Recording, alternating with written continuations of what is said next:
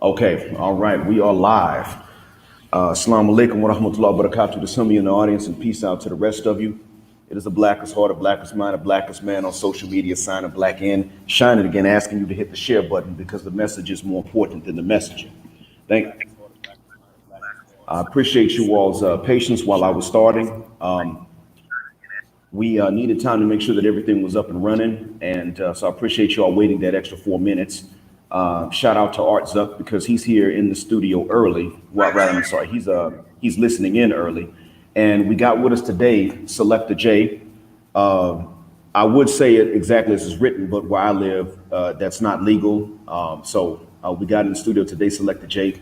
We spoke about, and as you all know, I've been on a roll about colorism, which I do maybe about twice a year. I just get on a roll about it and try to tackle it so that one, if you were listening, you have a chance to get a breather from it. But by the same token, you can benefit from the insight that I've been able to get from other people. I've mentioned before to the audience that I am well aware that even inside the United States, where I grew up, that it changes from region to region. It is more intense in some regions than it is in others. In some regions, there is no resistance to the classic model of it. And then in other parts of the country, there is a strong resistance to the classic model of it. And when I say the classic model, I just mean the old standard run-of-the-mill white supremacist model where the paler you are, the better off you are. And there is no resistance from those of a more abundant melanin count. So in the States, we're aware that there's some places where the classic model still persists. But for the most part, I've mentioned before that it is very much so resisted in the States, in most of the United States.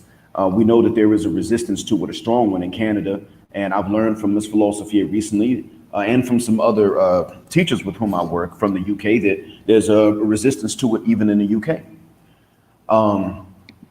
And so because of that, Selector was nice enough to be willing to come on and answer some questions that I and maybe even some of you might have regarding how it changes not only from region to region in the country, but in this case, from country to country, even within the English-speaking world. So because the US was at one point several British colonies, and Trinidad was also a British colony, we both wound up inheriting the Queen's English by force. And we both came from a common background of having various original languages stripped from our ancestors, and now by force, English is our first language. So when this comes, in other words, we both come from a heritage in which, even though the countries are vastly different, I can't even say vastly, we do have a common heritage of the same colonizers, kidnappers, and we have picked up, even if the colorism is different, we picked up this legacy of colorism and white supremacy through the same channel. Even despite the early independence of what became the United States compared to other colonies in the Americas that England had, there bound to be some commonalities and some differences. And if Selector was not nice enough to come on, then chances are we wouldn't have the opportunity to learn these things. So Selector, thank you, welcome, and greatly appreciate you coming on, sir. You've been doing okay? Yeah, man. Thanks. Good morning and blessed morning to everyone there out there, the listeners, everyone in the chat, everyone who might be tuning into this YouTube live. I just want to concur with what you said because between America and Trinidad, there's a lot of similarities. Both of us colonized by the British system. So everything you said there is totally on point. And as the interview goes along, we'll see exactly how much similarities there is in terms of race, racism, colorism, and so on. Yeah. Yeah. And this is something that people would need to know about because most of my audience does come from the United States. Right. Last I checked, 98% of my listeners were in the US. And the thing was that I never actually targeted only United States citizens or residents in my audience when I first began this channel a while back. And truth be told, when I started it, I was really going in on the people where I live now because of their subconscious racism and colorism. And when I say subconscious, I'm sure you've heard this before, especially in light of the recent police brutality in the United States. and the recent wave starting from about, I'd say about 2014 onwards. You may have heard a lot about that subconscious, Yeah, that of course. subliminal racism, where the carrier doesn't think that they're racist. And that's exactly what we find here. And this is what I was going against when I first started my channel. I first Yeah. started going in on the Gulf Arabs specifically, because I knew that a lot of the worldviews were actually against the religion that we and they share in common. In other words, I was right and they were wrong. It was just a classic case of that. And I didn't want to be arrogant about it, but I did want to let Black folks as well know that this is a place to come to escape from certain types of racism you'll find in largely white majority nations, but that you're going to face that subconscious version even over here. So Right. you'll face it without any hatred, but you're still going to see it. Right. And then I realized that, in order to be honest with you, Selector, I'm going to confess to some stupidity on my part because I've been out of touch a lot. I assume that I think you said that you're in your early 30s or late 20s, right? No, actually, I'm in my late 30s. I'm turning 39 Monday. Oh, wow. Okay. All right. Yeah. Well, may the Lord, so tomorrow you're going to be 39. Okay. So may Yeah. the Lord give you a lot more birthdays then. Thank you, sir. Gladly. In that case, then this means that you're going to actually be able to give more insight than what I previously thought, Right. because you've witnessed any changes that have happened from, let's say, about 1980 to 81 up until now. Right. Definitely. Okay. All right. I see then. Okay, then. So, well, I'm going to confess to some stupidity on my part because, see, coming from where I came from, but you would also being the same age as me, you heard some of the same hype, I'm sure, coming up about how racism is on its way out. It's not dead, but it's dying, and that sort of thing. Yeah. Okay, and I heard the same thing too. To be honest with you, I thought it was up until about 2011 when a white teenager in Mississippi killed a black man that was walking, ran over him with his truck. And this white teenager in Mississippi actually had a black stepfather at the time. And I realized that this was not on its way out with the young generation, even though I had just gotten through teaching people about that age. Right. And Right. so I assumed that colorism was on its way out because black people were becoming more conscious and more aware. And Right. now, have you ever lived outside of Trinidad and Tobago?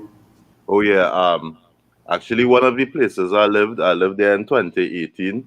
I lived in Toronto for just approximately 4 months. I've actually lived like further up the islands outside of Trinidad, Dominica for a few months as well. And those are basically the two places. So you could say Canada and then one of the other islands. So yeah, that's basically where I've lived. Okay, now Dominica, I'm aware that a lot of people do speak English, but is that one of its official languages or is it a francophone island? Nah, it's one of the official languages. They also speak something called patois, which is broken French.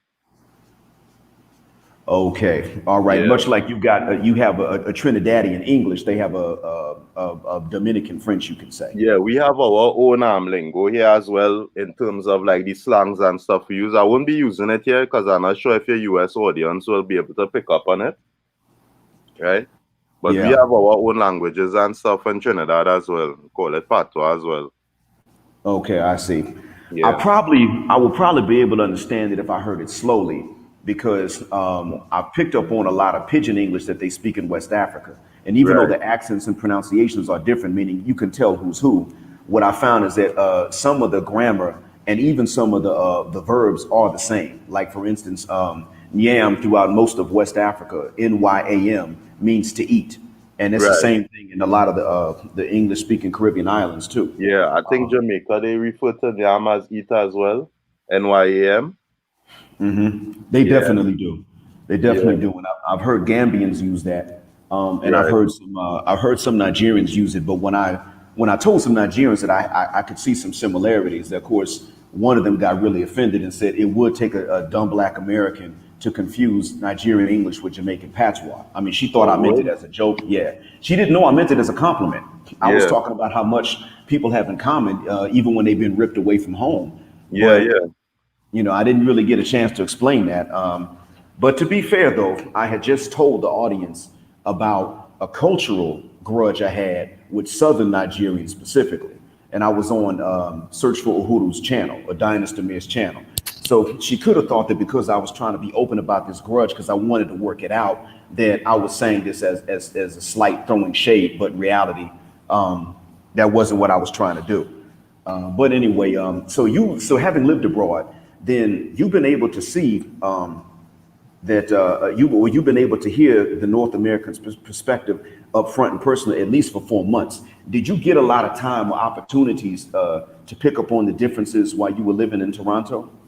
Well, yeah, I mean, in Trinidad is more of either a Black community or Indo community, right? And Yes, sir. basically, the Afro community that's the north of the island. That's like basically where the activity is, the parties and so on. So like when you go out, or if you how to put it, if you go out or if you're in certain events or in certain cultural events and so on, is more oriented towards the Black community, especially in terms of like hip hop and stuff. When I went to Toronto, I found it was more multicultural. I didn't actually stay around Black people. There were more Asians and Indians. So I actually got a different experience when I went away in terms of being multicultural, and the area itself was multicultural, if you understand what I'm saying. Yes, sir. Got it. Yeah. Okay. And so, well, when you spend time with the Indians up in Toronto, Yeah. did they have a hostile view of Black folks, or were they neutral, or were they even in disagreement with each other? What overall, how were they towards us? Well, the first thing when I went to a party, I believe it was in Brampton, and the Indians there didn't seem that way. But when I actually went across to Asian restaurant, I noticed they gave me a sort of attitude where they sort of look down on a Black person, if you understand what I'm saying. It's sort of like an unspoken word. They didn't really have to say it, but their attitude towards you. I'm sure you know what I'm talking about, Black. Yeah. Well, in the States, this is known. This is absolutely known. Yeah. And truth be told, being a Creole, we don't all look like the stereotypical Creole, to be honest with you. Right. But the stereotype is that we have that mixed look about us. I actually happen to have that phenotype, which is really not the majority of Creoles, to be honest. But when they first came into the Gulf Coast, where I was living in large numbers, a lot of times we thought that they were Creoles. We weren't really aware, looking at them, that they were different. We would hear them talk, of course, to get their last names, things like that. Right, But right. in the beginning, we didn't know that they weren't Black. And so they had to make it an extra point to distance themselves from Black folks, period, Creoles or not. Yeah. And so we did learn. I mean, when I was younger, I remember seeing a few of them, and they weren't hostile with me because they didn't know that I was Black at all. Yeah. But I did, later on, I began to pick up on the hostility, and we pretty much all did. They even made a movie about it. Denzel Washington starred in that movie with an actress whose name I forgot, but it was about the same, pretty much about the same thing. And so we Yeah. do know. They were actually the first group to show me, they were the first non-whites to show me that they sided with white supremacy. Okay. Ironically, the first ones I heard say something that was white supremacist did not come directly from India. They came from Kenya. Okay. That Well, was a funny thing. I just wanted to speak on that way you said a second, because a lot of times if you're Black but you're ambiguous looking, it depends on how you cut your hair or the texture of your hair. And sometimes if you cut your hair really low, like me, for example, I cut my hair really low before it gets curly, someone mightn't really know that I'm Black because my hair gets straight when I cut it low. So when they just see me, they're not sure exactly what race I might be. But at the same time, when my hair grows out and depending on my style and my language and stuff, then they pick up that I'm actually of African descent. Then they might actually treat you differently and say different things around you.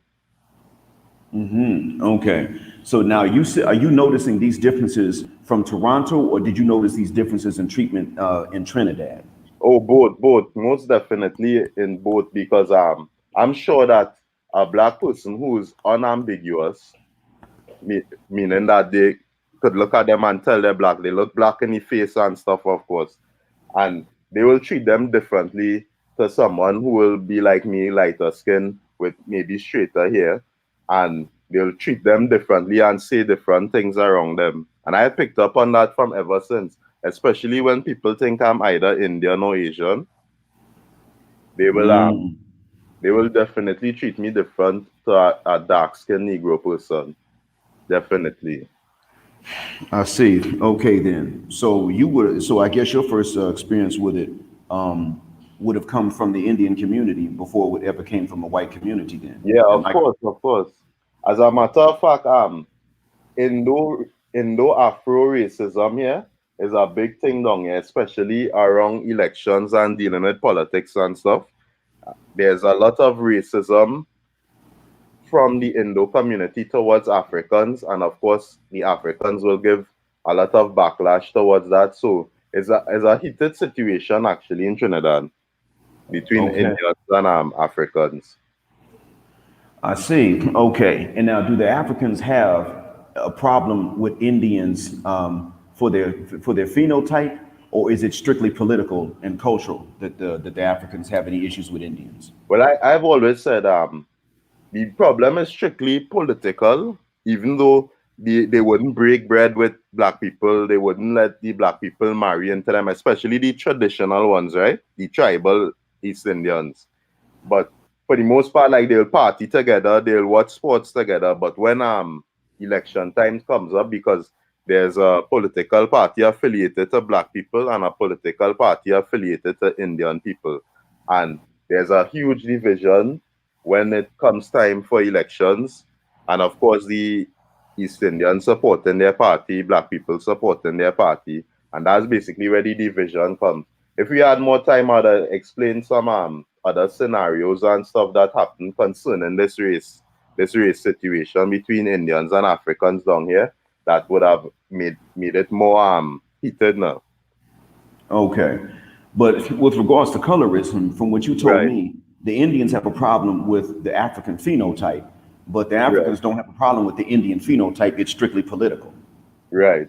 It's true, Okay. especially when they talk about the texture of their hair and stuff. And you see a lot of time the conversation goes to the fact that Indians will have a discriminatory view because they think that the black people causing all the crime and their areas are the most depressed and stuff. So you see the comments and you see the comments on social media and stuff. I see. Okay. Failing to realize that they're really fighting over bones because the British took all the meat. Yeah, exactly. And actually, where I'm from, the Syrians, which we call the 1%, they are actually the ones controlling the business landscape. So the African and Indians fighting over bones, just as you said, but the Syrians controlling the large businesses and conglomerates.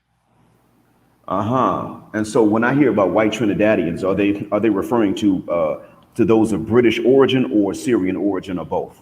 Well, I believe those are descendants of the slave masters, of the masters from the British colony. And I would believe they inherited wealth and stuff, so they're basically set for life. They're like out of the community in terms of the Afro and Indian community. They're like sitting in their castles and sipping their champagne and stuff. They're not even really intermingling with us. They stick to their white people and stuff like that. Okay. So you don't see them, they don't see you that often. Yeah, exactly. They're in their own community. Okay. And so the Syrians are the ones who do have to mingle. And so I guess the white Trinidadian that you see is probably a Syrian. Is that what the case Yeah, is? we actually class the Syrians as part of the white community because they close to them in phenotype and they very close to them in terms of wealth and they control a lot of the businesses and stuff as well. Okay, I see. All right. And how do those two white groups get along with each other? Well, it is said that the Syrians actually stick to themselves more but at the same time, they intermingle with the white community, because what happens, because they have so much money, they actually live in the same areas and go to like the same events and stuff. So they intermingle with each other, but they don't really intermingle with the wider society, if you understand what I'm saying. Okay, all right. So it's just business with them, but Yeah. personally, okay, I see. And the white British don't even have to worry about business. Nah, they don't have to. They just worry about inheritance, bro. They said, Must be nice. yeah. Yep, and I guess that maybe they figure if they went back to England, they wouldn't have all of that. But that's not the first time I've heard of something like that. Right, right. Okay, and so now with of course, when I discuss colorism, I do go into mate selection and that aspect of it.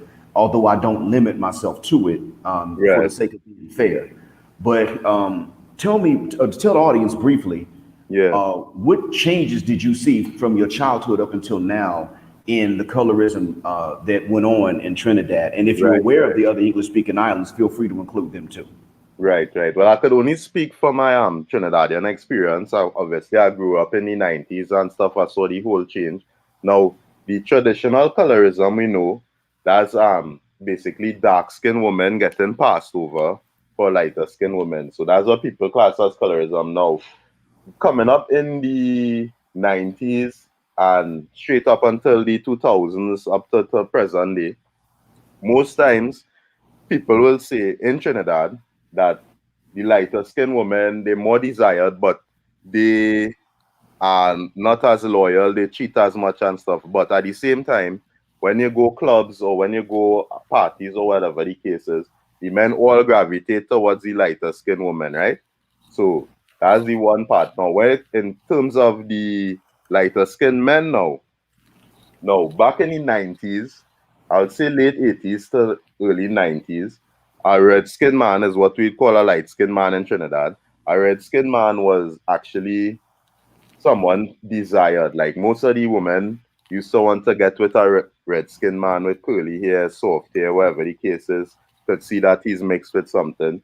But at the same time, I'd say around 98, 99, that whole switch just happened where all of a sudden the women started saying that red skinned men is not their type.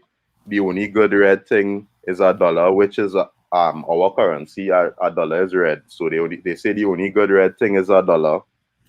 And they started hearing all these whispers about women not wanting to be with light skinned men and women passing over light skinned men for different reasons. And they generally saying that they're not attracted to light skinned men and they only getting with light skinned men because they want their children to be light skinned and have better opportunities in society. So the light skinned men stopped being the first choice completely and they pass them over for all types of dark skinned men. So for example, if you have a light skinned man, if you got a light skinned man who is, say for example, he's wealthy, handsome, in shape, and he has a good personality, and he'll get passed over for a dark skinned man who has none of those things. You understand what I'm saying? Yeah.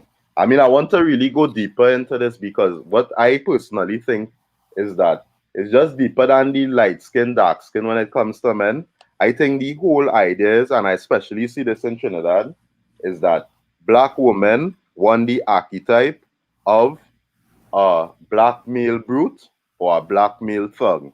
I'll say that again. The black woman won the archetype of a black male brute and a black male thug, and that is not usually a light-skinned man. That is usually a dark-skinned man, right? Okay, now you said the brute, and what was the second thing? I know you said it twice, but I wasn't sure I heard it Yeah. right. A black male brute and a black male thug, meaning a criminal. Oh, gotcha. Okay, okay. You were saying thug. I got you. Okay, Yeah. all right. Okay, in that case, then yeah.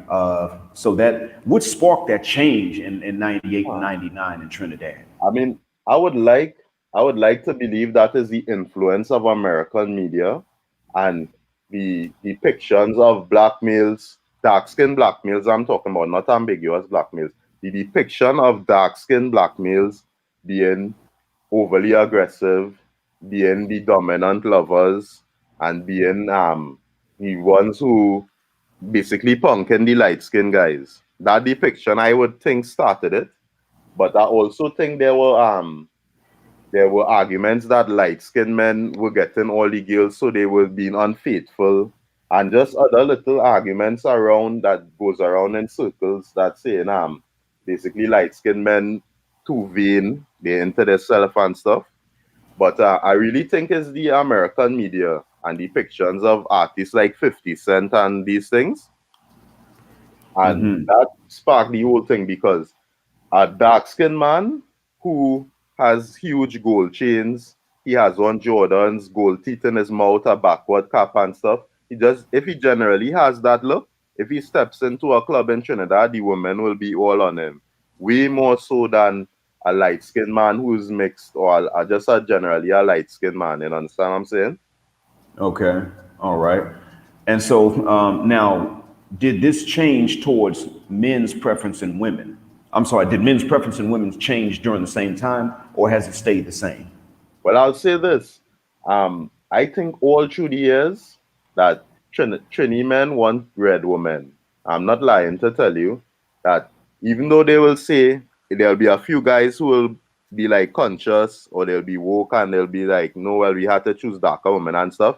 The status quo keeps pointing towards lighter skinned women regardless. Even though in the last couple of years I've been seeing a few memes and videos about light-skinned women are unfaithful and they don't answer texts and stuff. But when you actually go out, it does not play out like that. When we go out, we actually see the men gravitating towards the light-skinned women regardless. And I actually wanted to talk about a situation that points towards this whole thing I'm saying here, right? What happened is, one second. Yeah, what happened is I'm sure you all heard about the crisis in Venezuela concerning the sanctions that the US has put on Venezuela, right? So Yes, sir. Venezuela is in turmoil now, and the people in Venezuela, they can't handle it anymore. So they are coming across to Trinidad, right? Now, you would not believe how hyped that the Trini men are over Venezuelan women because they generally praise Eurocentric features and lighter skin. That's literally happening. But the women, on the other hand, they're not hyped over the Venezuelan men because they all want darker skinned men and men with the unambiguous Afro phenotype. You understand what I'm saying? So the status quo is still the light skinned woman on top, but now the dark skinned man instead of the light skinned man on top. Okay, all right. And so it sounds like it's the exact same thing as in the States. Just it took a different year then. It seems like Yeah, all that changed was the year. In the States, it was 89, and in your right. country, it was 98. Yeah, I think it was a little slower to catch on down here. I'm not sure exactly was the reason why, but by the time the 2000s hit, it was perfectly normal and accepted for women to say that they don't get with light-skinned men and light-skinned men is just not their type. They're not getting with a man for no other reason except that he's light-skinned. Okay. And you told me before Right, about some of the shame that they feel if they are with a pale skinned man in your right. country. Right. Yeah, of course, of course. And as it goes back to my point about the women wanting the black male brute or the black male thug, because when they see a light-skinned man, more than likely they're thinking he is not involved in criminal activity. He does not have a name on the streets. He doesn't have swag and that type of thing. So he's generally relegated to being seen as soft. And when they see a light-skinned man with a black woman in the streets, the general thought process will be that he is soft and she does not have any protection and he could get taken advantage of by other men, right? So that's Okay. generally what's going on. So they now, if you were to discuss this with any of the ladies there, Yeah. do they admit this to you, or do they lie, or do their responses vary? I have gotten at least about, I would say, 15 to 20% of women admitted, but for the general consensus is that for both men and women is that they try to shut down this argument. They don't acknowledge that is happening. They try to personalize the argument, which I mean to say they try to make it about me. I say I am talking about it. They try to make it about me personally, but at the same time, you see women just blatantly say that they don't date light-skinned men and just make it a generalized statement, right? Actually, if I could send you some screenshots and stuff of some girls that I know personally, and they made generalized statements about they just don't date light-skinned men, and everyone is accepting of it. Okay, so there's no shame in saying it. They're not considered to be, they're not at all considered to be wrong or biased or anything of that nature. They just, They say it, and actually, as a matter of fact, it is encouraged because a lot of people will chime in and say, yes, I only want dark meat. And you know the girl talk stuff. I see it in the comments all the time. A woman will say, she don't want a light-skinned nigga. And about 10 other girls will chime in and say, yes, only dark meat for me. This is scientifically proven. And the comments will go on and on and on. So yeah, it's something that is not shamed. It's actually something that's encouraged.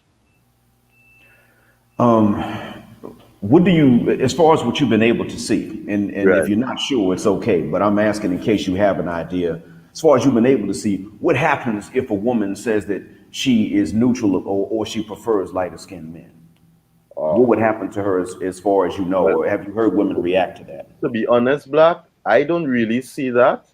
But I'll tell you from my few experiences, women don't publicly say they prefer light-skinned men, but I will meet like certain women, be it online or in person, or whatever the cases, and they will say they have a preference for a lighter-skinned man, but they'll say that to me personally, but I don't think they'll publicly say that. And also that is in the minority because most of the women I have met, they will say they prefer a light-skinned man, but in general, like when I go out and stuff, I see the women all gravitating towards the darker skinned man and all clamoring towards him. Okay. All right. So when they do tell you that they prefer red men, then they have to tell you privately. Okay. Privately, I've actually in years gone by, I've actually have not seen women say they prefer red men publicly. For years now. All right then. There's another YouTuber named Jay Cash that's recently began to put out videos. Now he's in South Carolina. Right. And he's described the same thing as he's lived through the same thing I lived through growing up on the Gulf Coast of the U.S. And then what I saw later on, I lived in Atlanta and Trinity Massive in Atlanta. Right. To tell the truth, Carib Massive, period. People from all of the islands, but specifically the English-speaking islands, of course. Most of them being Jamaicans, Bajans, and Trinis. I think it's Trinis, Jamaicans, and then Bajans in that order of population. At least that's what I was able to observe, and it seems to reflect the population of the countries too. But so in Atlanta, I met plenty of them, but I didn't really have a lot of discussions with them about colorism at that time because most of the time I lived there, I didn't really know how much of a factor that was in what I was seeing. Like you said, I came up and they personalized the arguments. And so, Always, of course, we learned to really look into ourselves and make sure that we're not provoking a bad response from them and provoking the disrespect that we might see from them. But Jay Cash pointed to the same thing. What you saw is what I saw. Jay Cash also happened to see the same thing. And there's one specific thing he mentioned that happened to him that I also had happen to me about 2001 mostly. But between 2000 and 2001, most of it being 2001, it was something I saw happen. So I guess I'm gonna find out how much the case it is with you. Since apparently some of them do have preferences for red and others have preferences for more melanin and some, I'm sure that their actual attitudes and preferences are all over the place because they got to be personal. But they can't save one particular preference, which would be for red men. How Right. often do you get hit up, or how often do married women or women in committed relationships try to get you to be the side dude in private? Or would yeah, well, actually, funny story. One of the I actually lost my virginity to a woman who was engaged and supposed to be married, right? Not a lot of people know that, but it definitely happens. And actually, one of my experiences this year, one of my sexual experiences actually, was with, she was a light skinned woman, but she was like from the hood, or whatever the case is. And she actually expressed to me that she likes light skinned men. So we hooked up, or whatever the case is. And then probably like a week after, I saw on her Facebook page that she was engaged to be married. And funny enough, she was actually engaged to be married to a dark skinned dude. So it definitely happens. And I have a lot of stories where somehow or the other, even if a woman is married or she's in a committed relationship, she won't mind sliding me some pussy, or she won't mind being like flirtatious with me online, or whatever the case is. You know what I'm saying? As long as you keep it discreet. Exactly. Exactly, Okay. bro. So, in a nutshell, within the diaspora, I mean, outside of the continent itself, within the Right. diaspora, we're like the fat women of the dating game.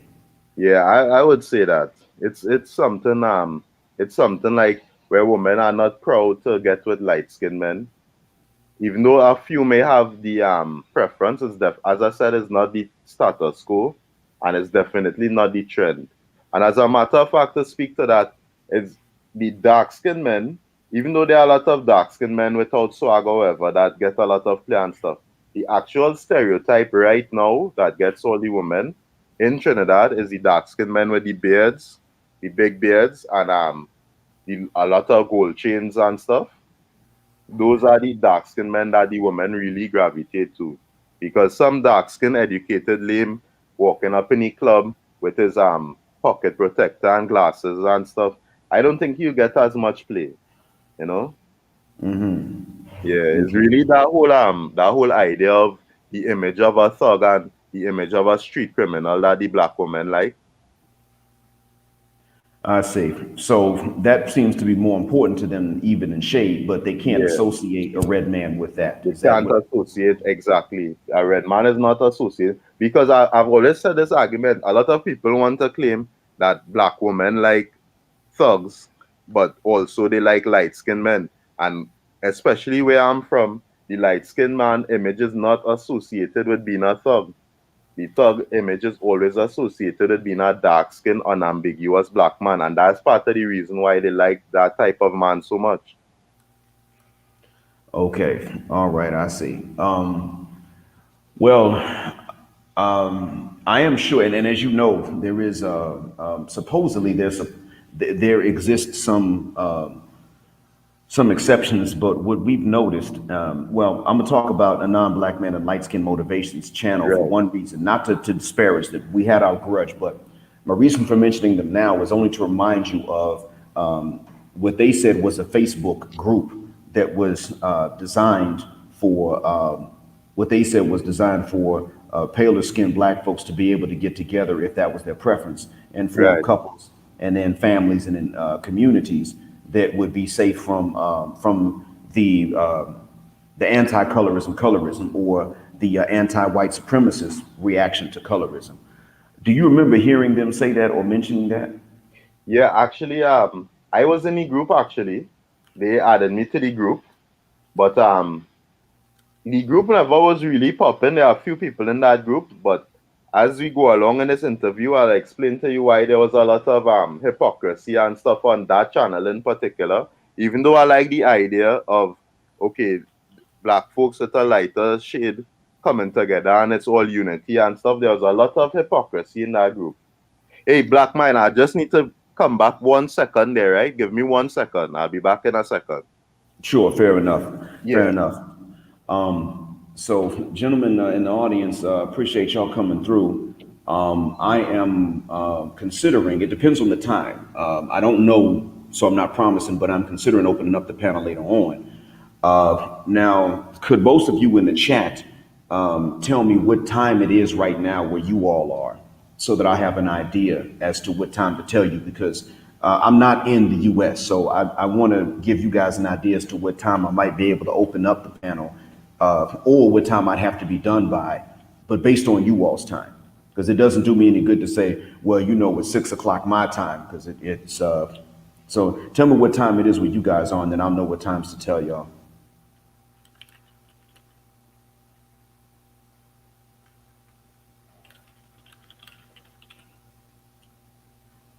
All right, let's see here. We got, okay, 8:44. I think that's Central Time Zone. 9:45. That's Eastern, I believe. 8:44 again. 9:44 in the Bahamas. Yeah, that's Eastern. Okay, Mr. LaRue. So you coming in from the Bahamas? Lord have mercy. Okay. All right. Okay, then. So you know what, gentlemen? I ain't gonna front. I don't think I'll be able to open this one up afterwards. What I'll be able to do is when I finish with the questions with Mr. Selector, then I'll be able to come back about 40 minutes afterwards, and then do another one for anybody else that wants to come on. But I'm going to finish this one with Selector. Inshallah, give him time to answer the questions. Give me a moment, please, folks.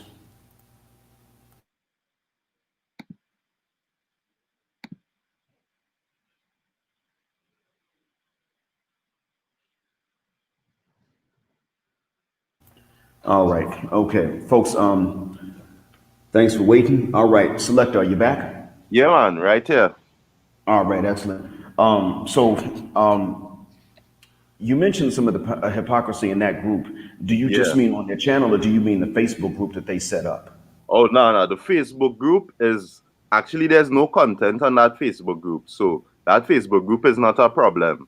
There's no hypocrisy in the group, but on the channel, definitely. I mean, I'm not sure if you were there on the panel the time when they were discussing why light-skinned black men and light-skinned black women don't get together.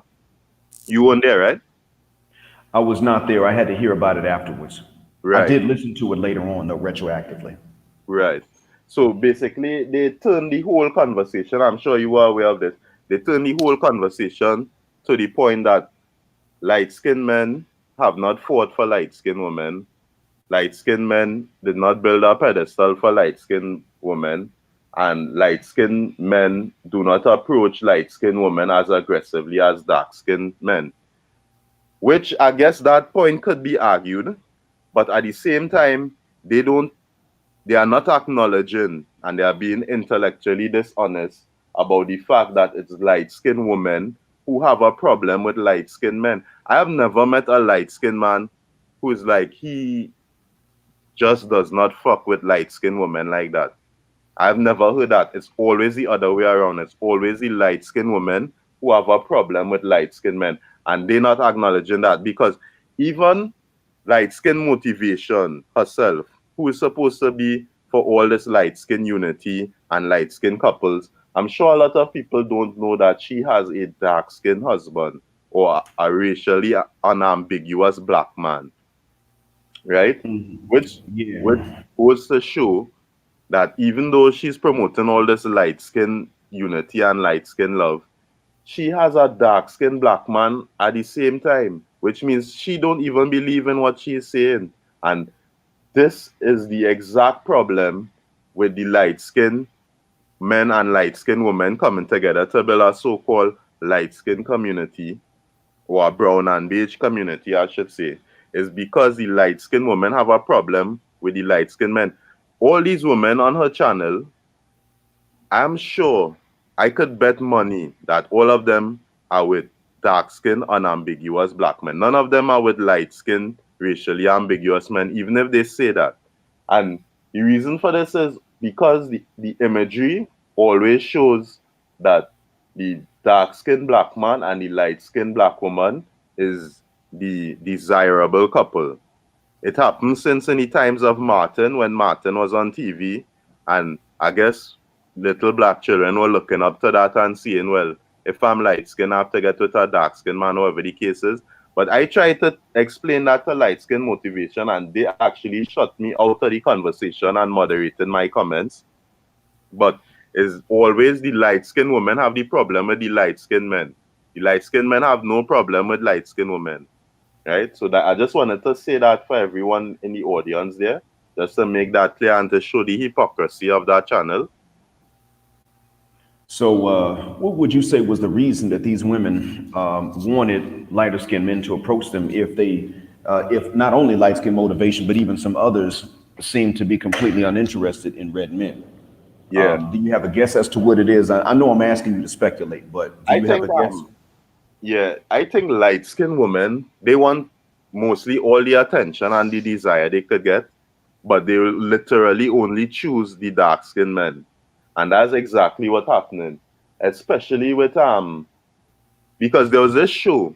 All right, I'll just give an example. There was this show, this movie actually called The Mixed Fits. I'm not sure if anyone ever heard about it, but it starred Tracy Ellis Ross, and it was supposed to show a mixed person perspective, a light skinned mulatto person perspective. And basically, they showed this woman. They didn't even show this woman depicted with a light-skinned man, her light-skinned male counterpart. They show this woman with a dark-skinned, unambiguous black man. So even if they show a non-mixed couple, even if they show a mixed woman on TV, they'll always show her with a dark-skinned man. But the light-skinned woman or the mixed woman, they'll always accept attention from the light-skinned man. But as this commenter said, they will not be taken seriously. The light-skinned woman will take the dark-skinned man seriously and accept his advances way faster than a light-skinned man. Okay, so I did notice that. I figured it out for myself at a young age. Right. Jay Cash has finally joined us, and he co-signs what you're saying. Right. So it's now we've got a phenomenon that's been witnessed by three different people that previously did not know each other at the time they were going through this. Right. And so they say two is a coincidence, but three is a crowd. And I don't know if this will ever be referred to again, because I have 1,864 subscribers right now at this point. But hopefully, even if people don't remember my show and my name, that's okay. Hopefully, the confirmation of this phenomenon will get out. Right. Of course. So that people can understand that in actuality, black men in general of all shades have really not been as colorist regarding black women as what they have been towards us, at least from the late 80s. I totally agree, bro. At least from 1989, where I am, and what you've seen from 1998. But to be fair, I do want to be fair even to people that might hate my guts. I try to do this with a non-black man and light-skinned motivation. I do want to be fair. I don't want to blame anybody for anything that they didn't do, individually or categorically. So please tell us what you observed also regarding colorism as it came to men choosing the women over there. Okay. Well, as I said, in Trinidad, there's always a hype about the lighter skinned women, even if it's subliminally or subconsciously, I should say. The men gravitate towards lighter skinned women. That is why I brought up the whole example of the Venezuelans coming here. Because when the Venezuelans come in here, all of a sudden, the Trini men, which will mostly be classified as Afro and Indian, they gravitate towards the Venezuelan women. They leave in their women, leaving their wives and stuff to get with Venezuelan women. Or they're tricking off of Venezuelan women and paying them money and sending them through school and stuff. So that's the whole hype and the whole light skin Eurocentric, because Venezuelan women could pass for white. They're basically light skin mixed, Spanish could pass for white. But the Venezuelan men now cannot come across to Trinidad and get a Trini woman. Reason being, the Trini women don't go crazy over Eurocentric features and lighter skin. You understand what I'm saying? So there's a whole disparity in the desirability of the Venezuelan women and the Venezuelan men.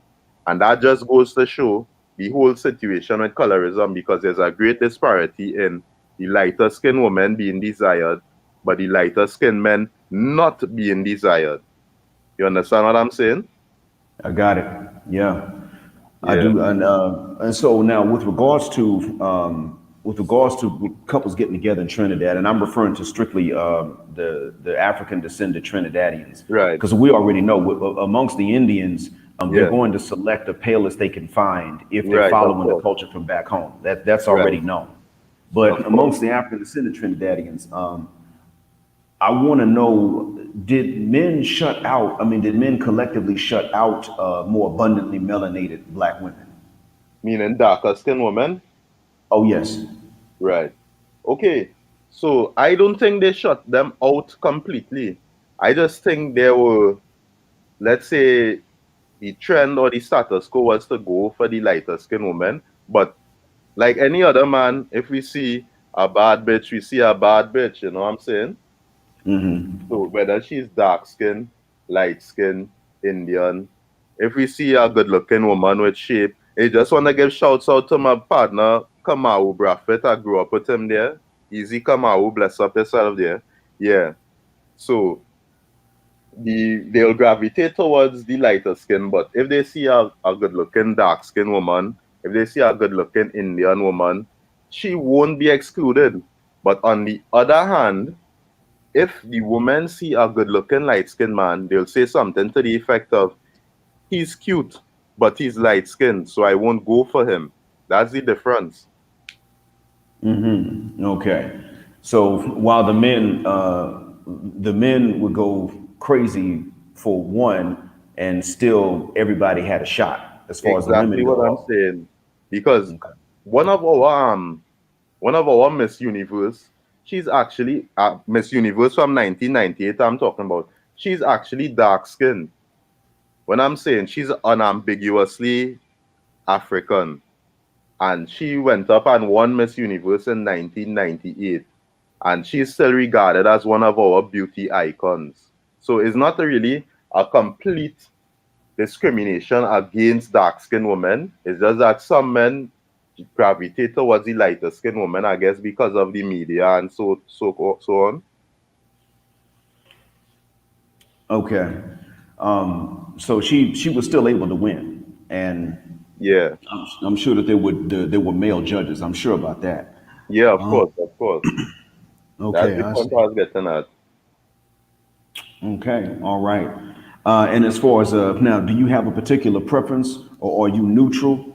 Oh And well, if you don't want to answer that question, you have the right to not no, answer. We it's won't no take offense. problem, Black. It's no problem. I've been with mostly all, when I'm saying all races in Trinidad, meaning that I've been with both Afro and Indo women, right? Generally, I've found that Afro women, the ones who like lighter skin men are the ones who gravitate towards me for some reason. But at the same time, I don't really have a particular preference. I've just never actually been in a relationship with a white or Asian woman, and that's what I can say about that for now. Okay, I see then.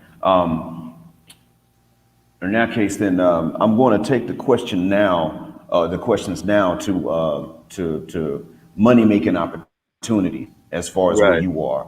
right, Now, where we are right here, stateside, it was generally thought that you got jobs and good jobs more easily if you were pale skinned, and mhm, pretty much all of my elders confirmed this. right, The paler ones and the darker ones alike. My parents said that was the case. They pretty much said to me, you don't just come out light skinned with no degree and you have money just falling out for you, but you have a better shot than somebody who's equally educated if they're darker. They right, did say that. right, And generally, the assumption is that it's the same thing today, but I've seen that in actuality, it's not. right, When I lived in Atlanta as an adult, I got married to an African American Muslim lady, and she has an East African and Arabic name, and she wears the hijab. She still wears it to this day. right, She got jobs, and they didn't pay as much as white women did, but she got jobs that they paid enough for her to meet certain bills. right, And then, of course, I will go out with a regular run of the mill name. My legal name was no different from most Caucasians' names. And then, of course, I was pale, and I wore hair at that point. Actually, I think that's right when I started to shave my head. Right. So, but I was when I would speak, they realized this is a heterosexual black male, even Right. without knowing my religion. And so I didn't get many job opportunities. And when I did, they all they were all where you get overworked and underpaid all the Right. time, regardless of my education. So I came to realize that I didn't have an advantage like what I was told I was going to have. And there was a sense of relief that I wasn't getting anybody else's share because I didn't want to oppress anyone. But by the same token, there was also oppression because nobody knew that this was happening. Nobody was aware that this had changed. Although everybody in human resources seemed to be aware of this, when it's time to hire, nobody else on the street or in the family seemed to understand that this unfair advantage was gone. It wasn't a question of me not taking advantage of it. It wasn't there at all. It had become a disadvantage. Right.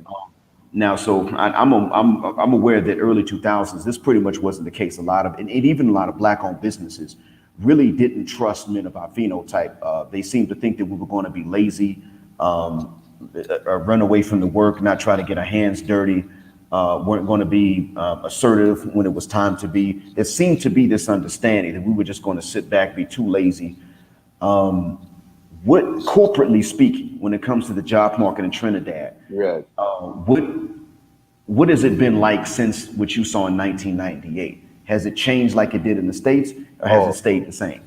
All right. So I just wanted to point out that the job market itself, it more goes on classism than the actual color of your skin. You see, when people like to say that lighter skinned men or lighter skinned women, I should say lighter skinned people in general, get more opportunities because of their lighter skin. That happens if their lighter skin and their features generally make them look another race. If you understand what I'm saying. So if someone is lighter skin and has straighter hair and they could pass for Syrian, maybe if they cut their hair low or whatever the case is, they will probably get a job quicker. But as I said, it goes back to classism. So, for example, if you're a person from the areas of Lavantil, Beetham, Sealots, Mova, those are the four main depressed areas in and around the capital of the city. So if you're a person from those areas, it wouldn't matter if you're light skin or dark skin, because you're from that area, your chance at getting a good job is diminished. So people wouldn't really hire you from that area because that area is associated with crime, violence, and poverty. But I would definitely not say that if two people from Lavantil were to get job opportunities, one light skin, one dark skin, and they both applied, both of them would get denied because both of them from Lavantil, right? But people like to say that lighter skinned people get more opportunities or that there's a less chance of the police arresting them or brutalizing them or whatever the case is. But at the same time, I mean, I've just never seen it. I think is based on classism, as I said, and the area where you're from. So if they hear you're from the West, they're from St. James, Westmoreland, Diego Martin, whatever the case is, you will quicker get a job opportunity than if you're from Lavantil, Beetham, Sealots, and Mova. So it's more based on the area than the actual color of your skin in Trinidad. Okay, then I see. So it was very classist, and classism trumps colorism in the job markets there. Exactly what I'm trying to say. Okay, then I see. All right. Ironically, one of my subscribers who's also in the chat, Art Yeah. Zuck, shout out to him, Art Zuck, Apekabar. He's in Indonesia, and he's told me a little bit about the colorism in Indonesia as well. Right. Of course, there is the classical model, and so there isn't a mass resistance, and so when he disagreed with it, he was seen as being weird or strange or insane. Okay. And the funny thing is that when I got here into the Arabian Gulf where I'm working now, I remember one of my first few months, I went without my wife that I was married to at the time, the African American. And Yeah. so, of course, in these countries, it's legal to marry more than one. So a lot of the men from here would ask me, well, you going to marry again? Because she's not with you. I would tell them I'm probably not. I doubt it because of the money. And truth be told, we were going to split anyway. So I would tell them she'll leave at some point, and when she does, then I can afford it, I guess. But I said to some of them, don't come to me if you're looking for someone. Don't come to me with teenagers and pretty much men early 20s too, younger immature women. I told them don't come to me with them. Don't come to me with the ones that don't have any education at all. Right. Right. And the other thing I said was, and if she thinks that she's white, don't bring her to me. Now she understands that Arabs are not white. That's fine. I'm neutral about that. I'll see how she is. She'll see how I am. But if she thinks she's white, don't bring her to me. It's not going to work right off the bat. And if she uses skin bleach or anything to try to make her skin whiter, it's not going to work. And they said the same thing to me that Art Zuck's people said to him. Some of them said, oh, he's lying or he's joking. Others said, well, he didn't say it correctly in Arabic. He's still learning the language. He got it backwards. But then some even said, oh, no, he's crazy. So, Right. so there is that, I understand that in the wider world, there is that classical traditional white supremacist model. And most people are not challenging this.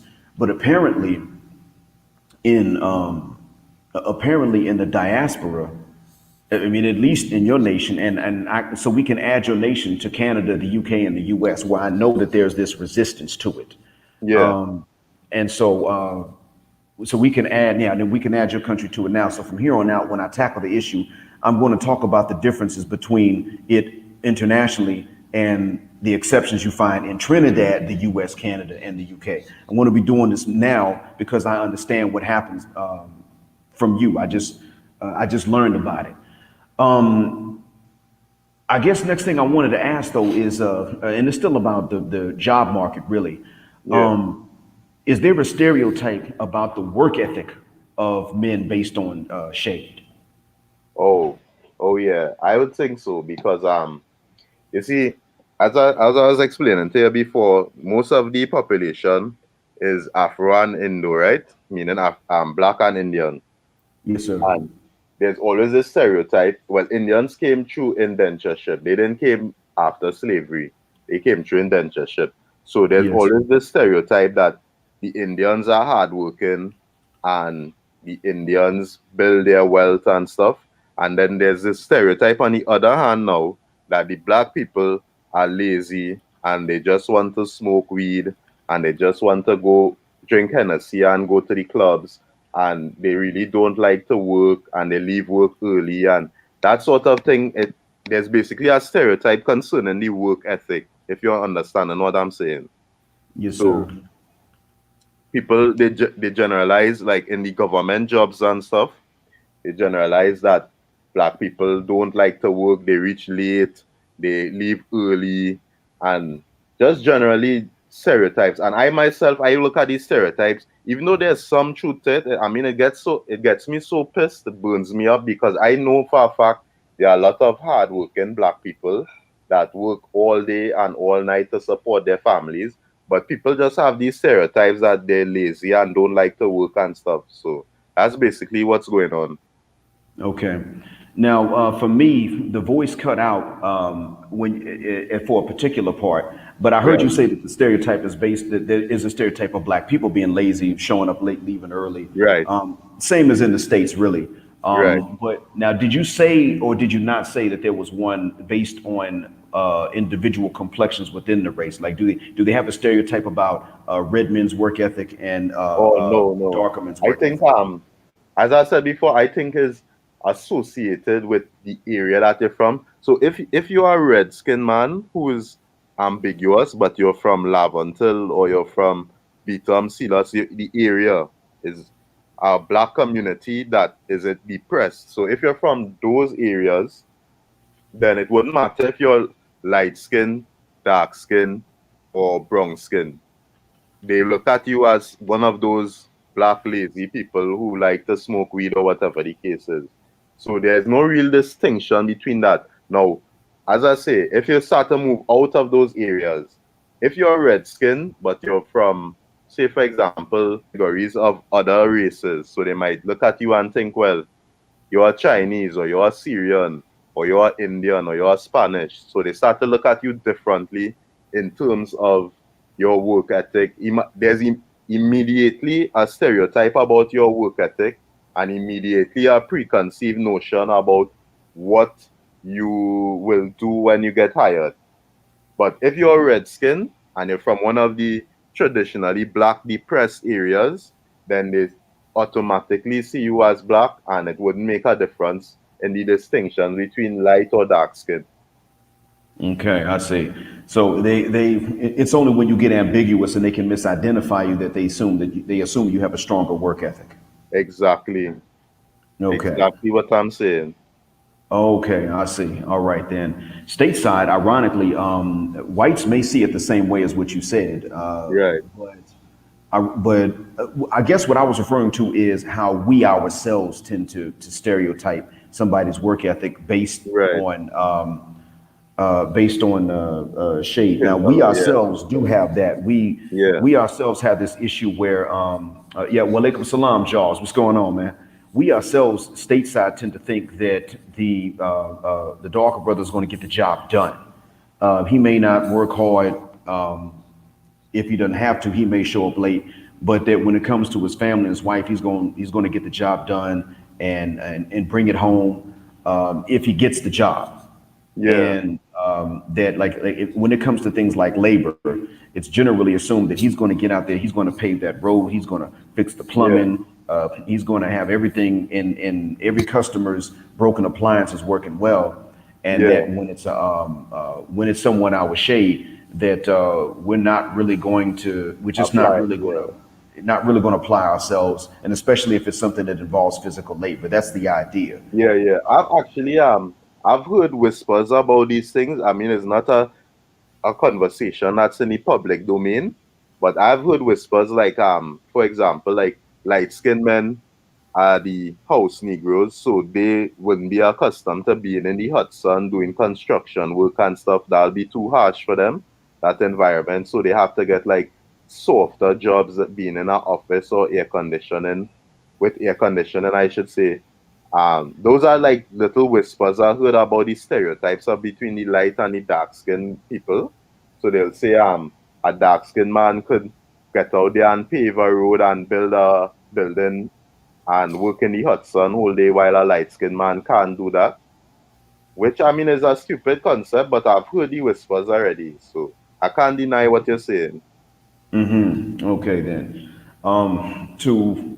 To a certain extent, maybe for about half a day, there may be truth to that, just strictly based on melanin count and exposure to UV radiation. But I mean, for about half a day, that probably would make a difference. You talk about a full day, there may be something to it. But one of the things I've noticed is that Black folks, even the paler shades, also tan more easily than other people do. I've noticed that even in myself.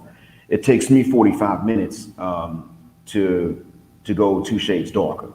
It happened to me 6 years ago in Oman when I was visiting. It was my first vacation after I came out here. And so I went to Oman to see it. And ironically, there were a lot of Black Omanis. I saw a lot of Black folks of different nationalities in Oman, but including Black Omanis too. And so when I went swimming every day. Once I went to the second hotel, it was on the beach, so I swam every day because the middle of the day is hot. So that's ironically, that's the best time to go swimming, because what other exercise are you going to do without overheating? And it took about 45 minutes really the first day. So after several days of it, I wasn't really distinguishable from other Black Omanis except for my dress. And I was bald headed, so the hair didn't give me away. And ironically, what I saw was, I saw nice looking Omani ladies double checking me out. And it was the first time I'd seen sisters that nice do a double check, do that double take, that double look without trying to hide it. They weren't looking in mirrors or looking at my reflection in glasses or things like that. This was, they weren't hiding it. there was no shame. They weren't embarrassed. Yeah. I hadn't seen that before. I should have put it together then, but I didn't.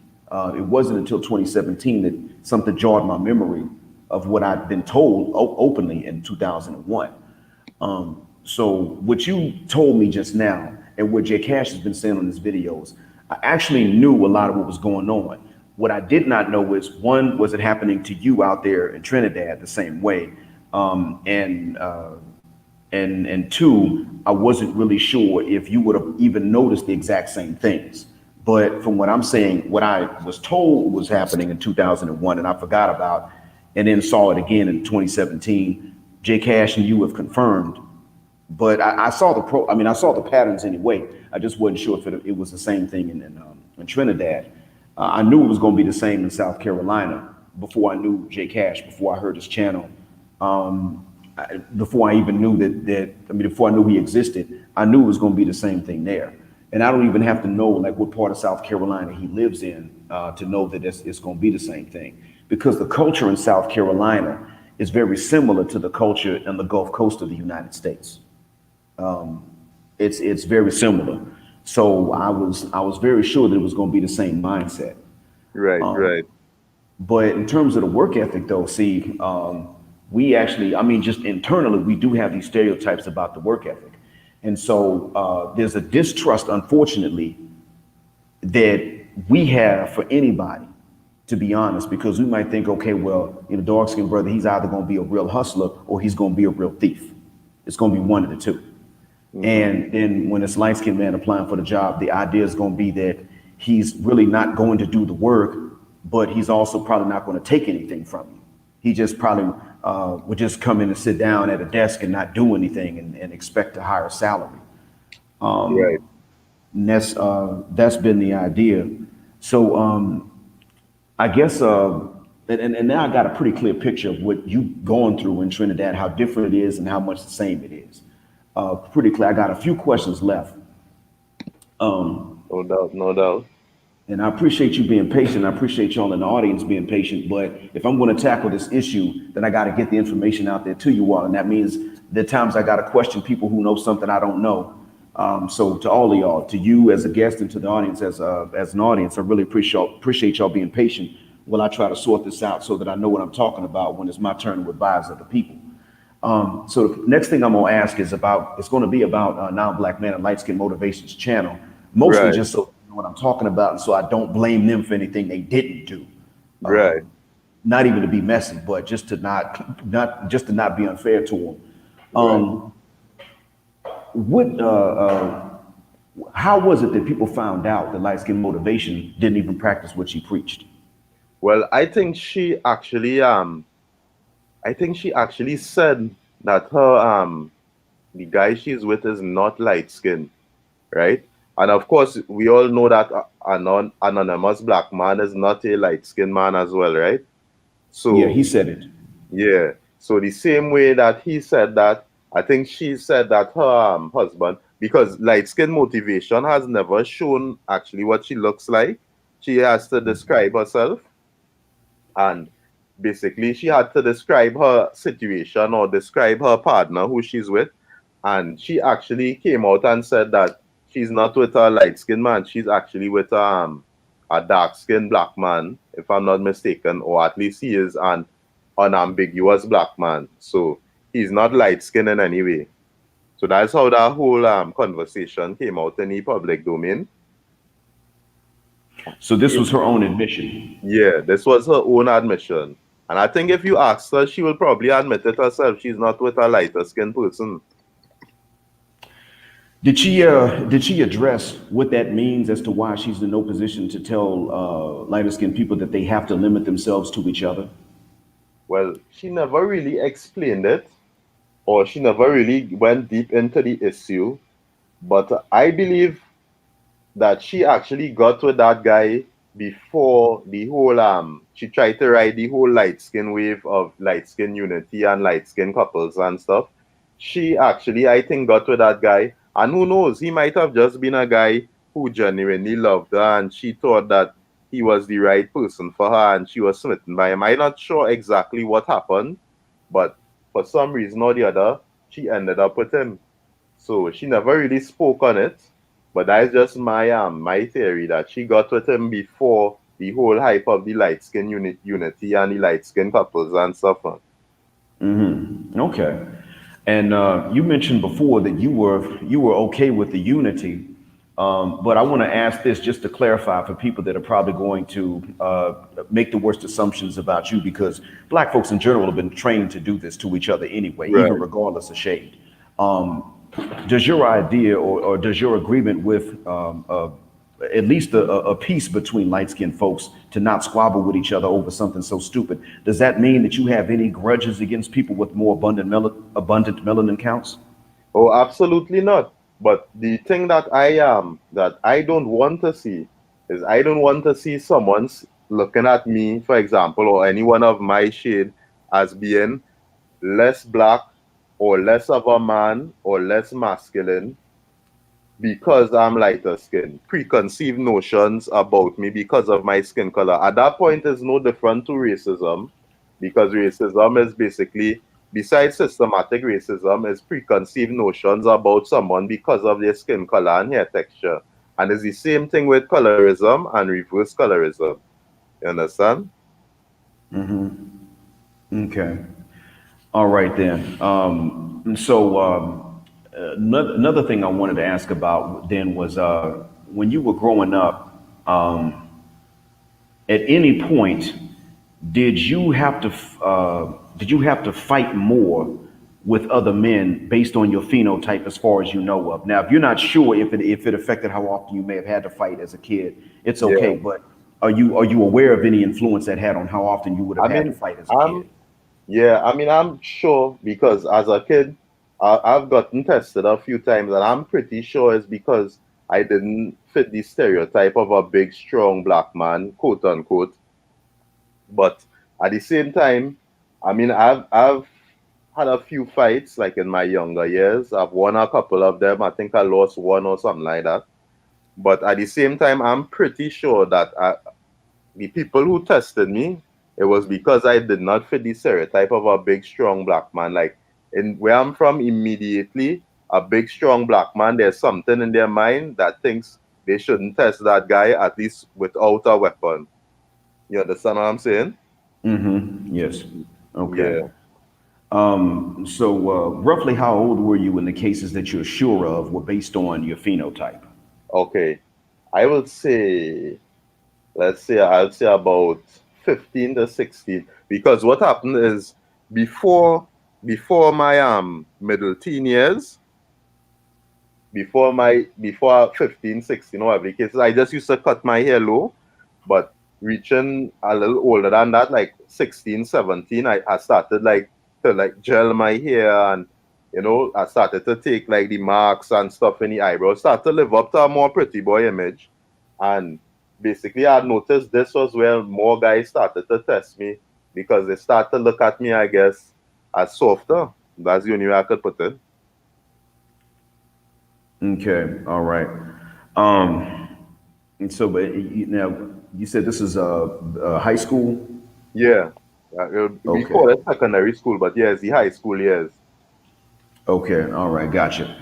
I had to double check because the voice cut for a second and I wasn't sure if I heard right, but Yeah. okay. Okay. Then so I did see that. I went through it in my case about 3 times in a year. I wasn't, to be honest with you, I was not aware of what it was that was causing this at the time. I found out about the last time I got into it, it was a Thursday, and I found out on Sunday what it was, Right.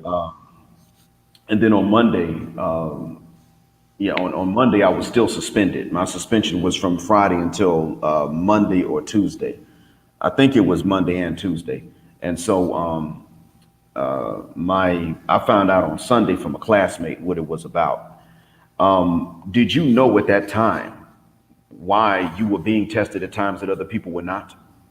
Yeah. I think as I said to you, I think it's because of the whole pretty boy image. As I say, my hair is sort of softer and stuff.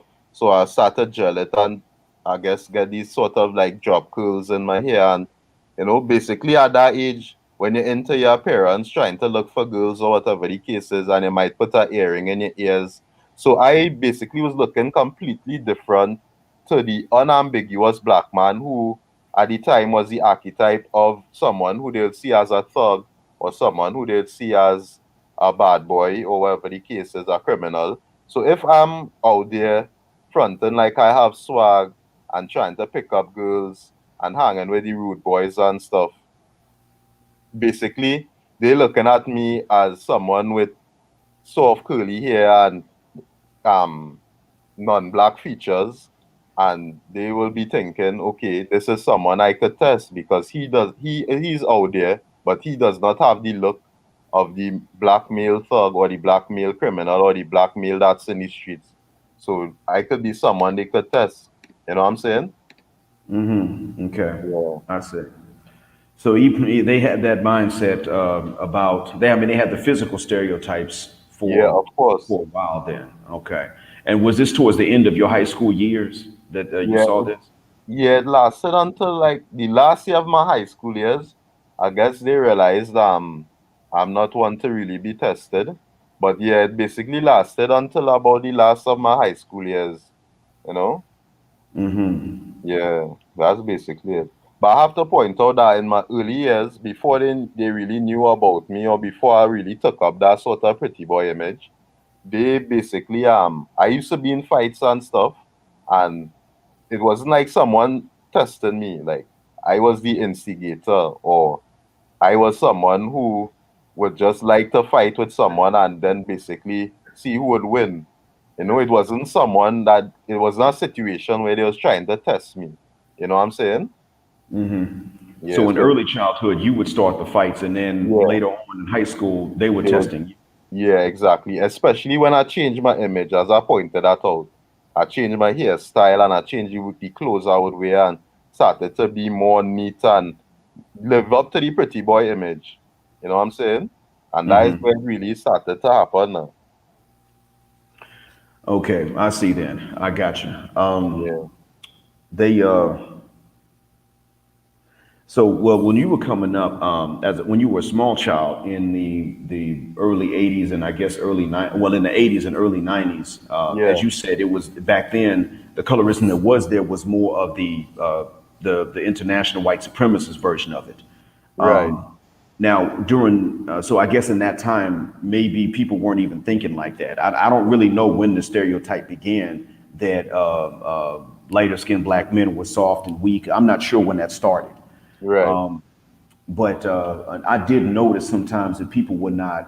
I noticed in the '80s, even before it changed where I lived, I noticed some people were distrustful of me, but right, I didn't see any evidence that they just thought I was that dude to pick on till I'd say till about '89 or '90. But I didn't know what it was at that time. I wasn't aware that it was based on phenotype. I had the impression that it was based on my family not being from the same state, because in the Gulf Coast, generally speaking, the further south you get on the coast, the more you're expected to be related to people that are already there. So you're right, supposed to have cousins and aunts and grandmothers in the same place. And my parents both came from other states, not anywhere near the Gulf Coast. And so, I mean, where my dad came from was desert, and where my mom came from was in the north. It wasn't even in a southern state by any stretch of the imagination. And so I assumed that it was just based on that. Just okay, well, Black's family is not from here, so he's here by himself, so to speak. Whereas my cousin, he's in a classroom next door. I assumed, and like I said, I found out that Sunday after my last scrap exactly what it was. But in all honesty, though, that stopped. That was the last time I actually had to knuckle up based on the phenotype, get right, into a fight that somebody else would not have had to get into based on the phenotype. I was tested once in college, first semester, and truth be told, when I realized what had happened, I went back looking for them, but they were already gone. Now, if this had been in my hometown and somebody tested me and I didn't even know I was tested until later and I came back, they would have been there waiting on me, or they would have followed me as I was leaving. Right, So right. I saw even that in Atlanta, it wasn't quite as bad as it was in that deep South. But ironically, man, when I'm describing this to you, I'm describing it to you and asking you so that just like I'm getting a clear picture of the contrast and the comparisons, I'm also describing my situation to you, not just to vent and to bore you, but I'm asking so that you can also, to be fair to you, you have the chance to get a comparison contrast, and also for the audience members to get an idea to compare and contrast what's going on in the Gulf Coast and in Atlanta where I was versus Trinidad versus whatever country they're living in or whatever state they're living in. Right. How differently does it sound to you? I mean, how differently does the Gulf Coast and Atlanta sound from Trinidad based on what you've heard me tell you? Well, but between our interactions, not just on this live alone, but our comments and stuff on Facebook, I mean, it sounds basically the same, I would say. But the only difference is that when you live in America, that's living under the umbrella of white supremacy. So there's a larger group at play that controls the media and so on, and controls the narrative of what's desirable and not desirable and stuff. In Trinidad now, it's mostly, as I said, black and Indo people, which will mostly be considered black throughout. And the whole is like living in an entire black community, if I could paint that picture for you. And when living in an entire black community, the images and the stereotypes that come from black people in the United States, it trickles down to us down here. So all the images of the light-skinned man being weaker or the dark-skinned man being stronger, that trickles down to Trinidad here, and is everywhere you go, because it's not like you'll see a few black people but mostly white people. You'll see mostly black people in Trinidad with a few white people. So everywhere you go, you're getting confronted with these stereotypes and the people having the preconceived notions of if you're light or dark skinned. You know what I'm saying? Yeah, so that's the main difference, is that it's mostly black people here, but I know where you're from, or in the United States in general, it's mostly white people with black people as a minority. So that's the difference here. Okay, I see then. So it's in both cases though, what I've heard is that black folks stereotype each other. Clearly, I've Yeah, heard that being throughout. Whereas you can also come across those that don't stereotype each other, yeah, and we don't have the luxury of saying to somebody we meet that's white, "Don't stereotype me, please," because exactly. they won't even admit that they do that, to be honest. And so I would ask this question too, though, just for people that like to say that we're venting and we're a bunch of non-select crybabies.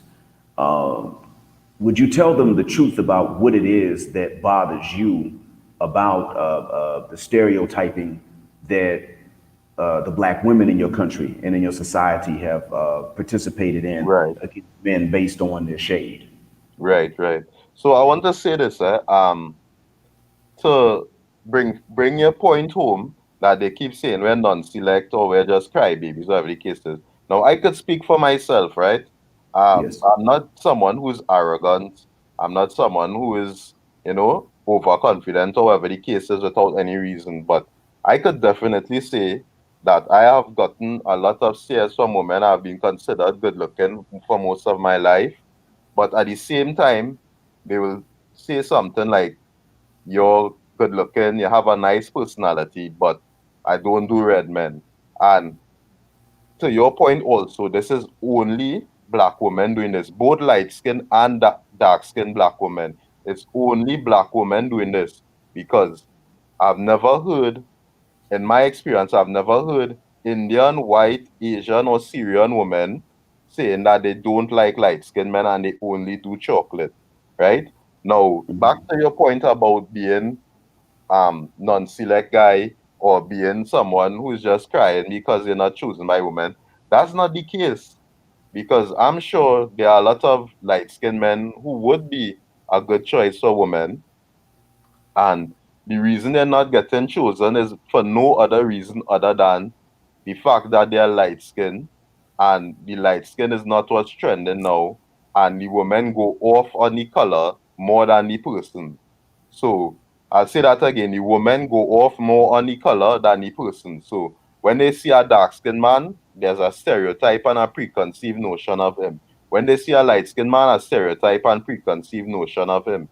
And they're not looking at if the guy can be a protector, if the guy can be a provider, if the guy can be a good lover, and all these other points.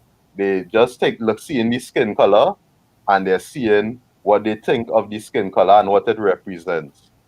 Nothing more than that. These people who say this argument that you're just crying, and that because you're not selecting the eyes of women, or you're not desired in the eyes of women, it's a bunch of bullshit. It's a whole lot of bullshit. Because how can you even say or bring forward the point if you're desired or not, if you're in the light skin category and you already know that light skinned men are not the desired choice for black women? You understand what I'm saying?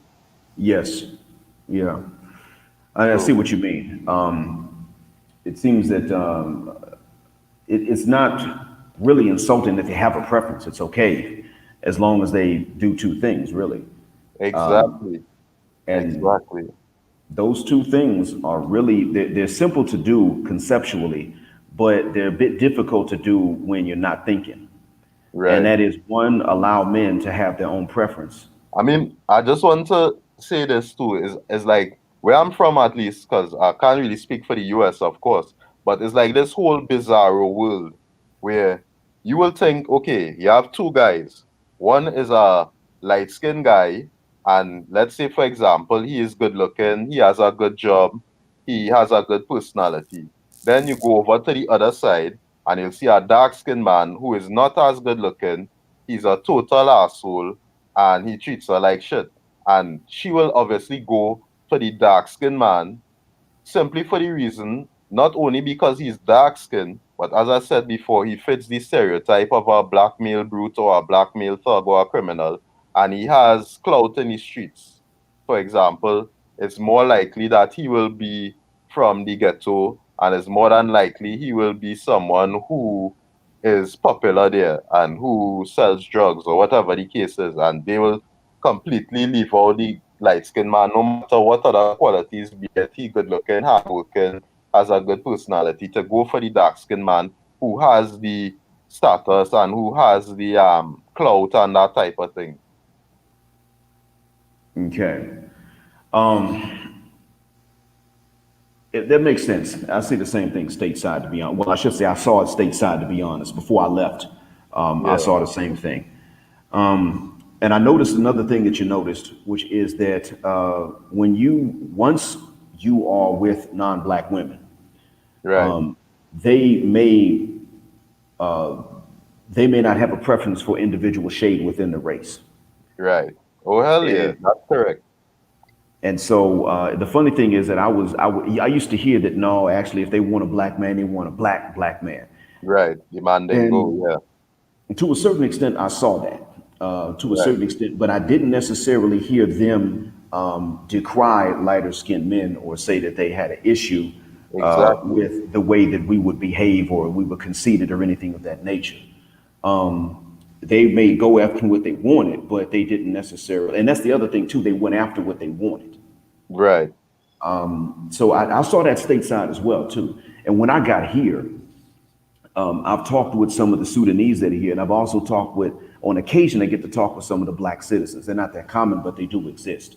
And when I found out here was that the women here, if they do, I mean, most of the women here don't want to be loose anyway. It's illegal for men or women to be lascivious or licentious. right, You can marry, and it is easy. Actually, getting married here is a bit easier than it is to fornicate, but that's changing. And one day it's going to be different. It's going to be the opposite. But for the most part, what they say is that if they say that physically speaking, the women do prefer black men here. right, And I would listen. I didn't ask the question. I just listened. I waited for them to tell me what complexion they preferred. because we already know if they're talk when we talk about what sisters prefer, what African descended women prefer, at some point the shade has to come up. Right. And it doesn't have to be hateful, but somebody's got to mention it, and that's okay. Right. But no, I didn't. I was waiting to hear about, waiting to hear them say like what shade, even what height, and they didn't specify that. No one did. Right. Right. So, Of course. and last time I talked with a citizen about that, black citizen. He was telling me, he was saying to me that the racism in this country is nothing. He said it's very rare. It's individuals. Everybody sees them as being ignorant.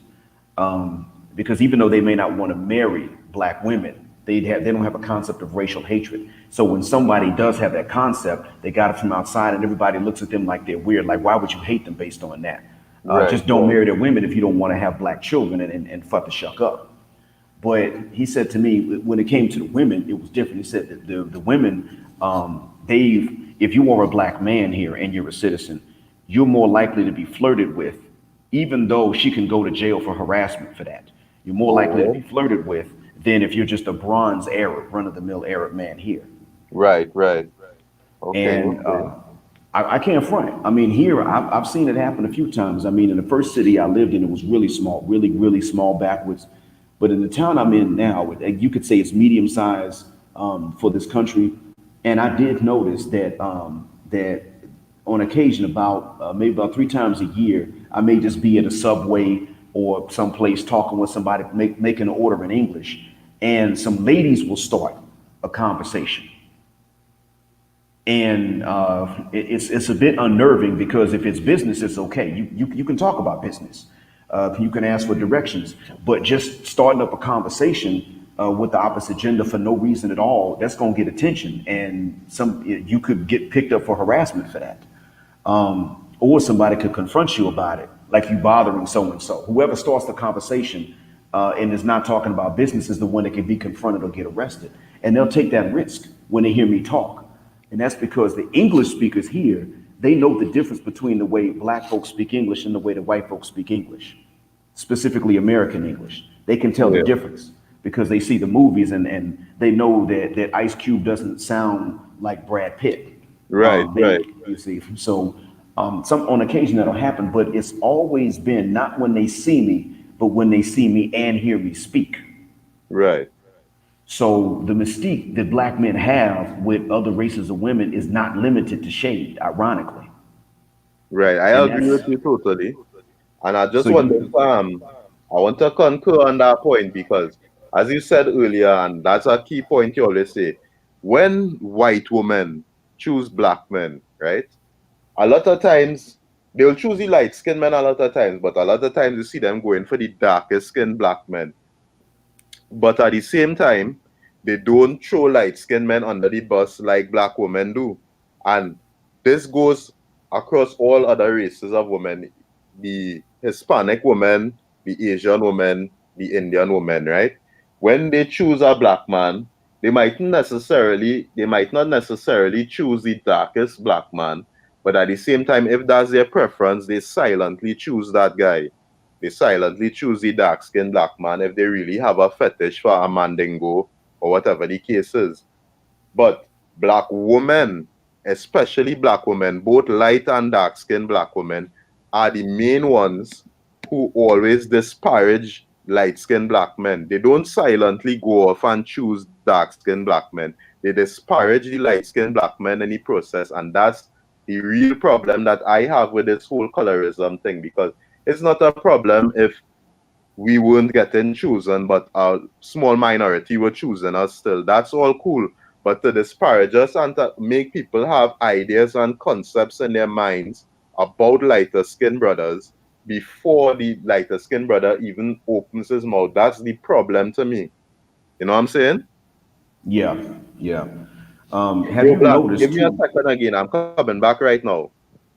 Fair enough, fair enough. Yeah. While he's doing what he's got to do, Miss Philosophy, I'd like to ask you a question, if I may.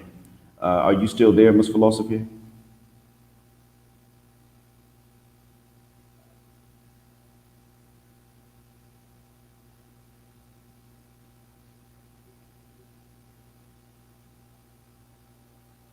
I guess she took off then. I wanted to actually do a later live stream with Miss Philosophy if she was still here, but if she's gone, she's gone. Yeah, looking at these comments, that's true.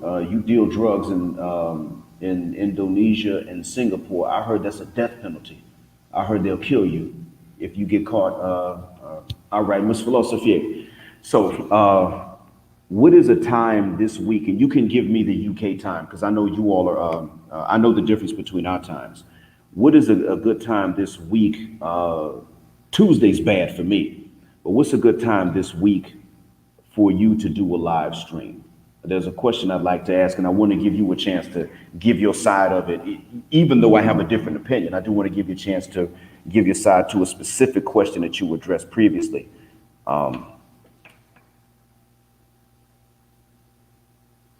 A. LaRue, yeah, that's funny, man. Be a pharmacist and legally deal drugs. I think I would too.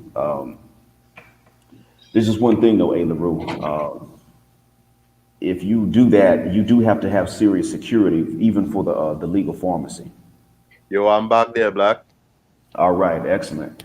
I'm trying to schedule a later live stream this week with Miss Philosophier if she has time, because there's something I gotta ask. I know it was covered in the video with it was the title of a video, but the actual content was. It was about something that was related, but not the exact same. There's something I gotta ask, and I'm sure it's gonna be interesting. So I was asking. I'm still waiting on her to write in when is a good time for her, and then I'll hit her up, Lord willing, and set that up. All right, Friday, 8. Lord have mercy. She's trying to keep me up late at night because that's gonna be late for me. Lord have mercy. Okay, you know what, Miss Philosophy, we're gonna work on a different one, Lord willing, or maybe next weekend.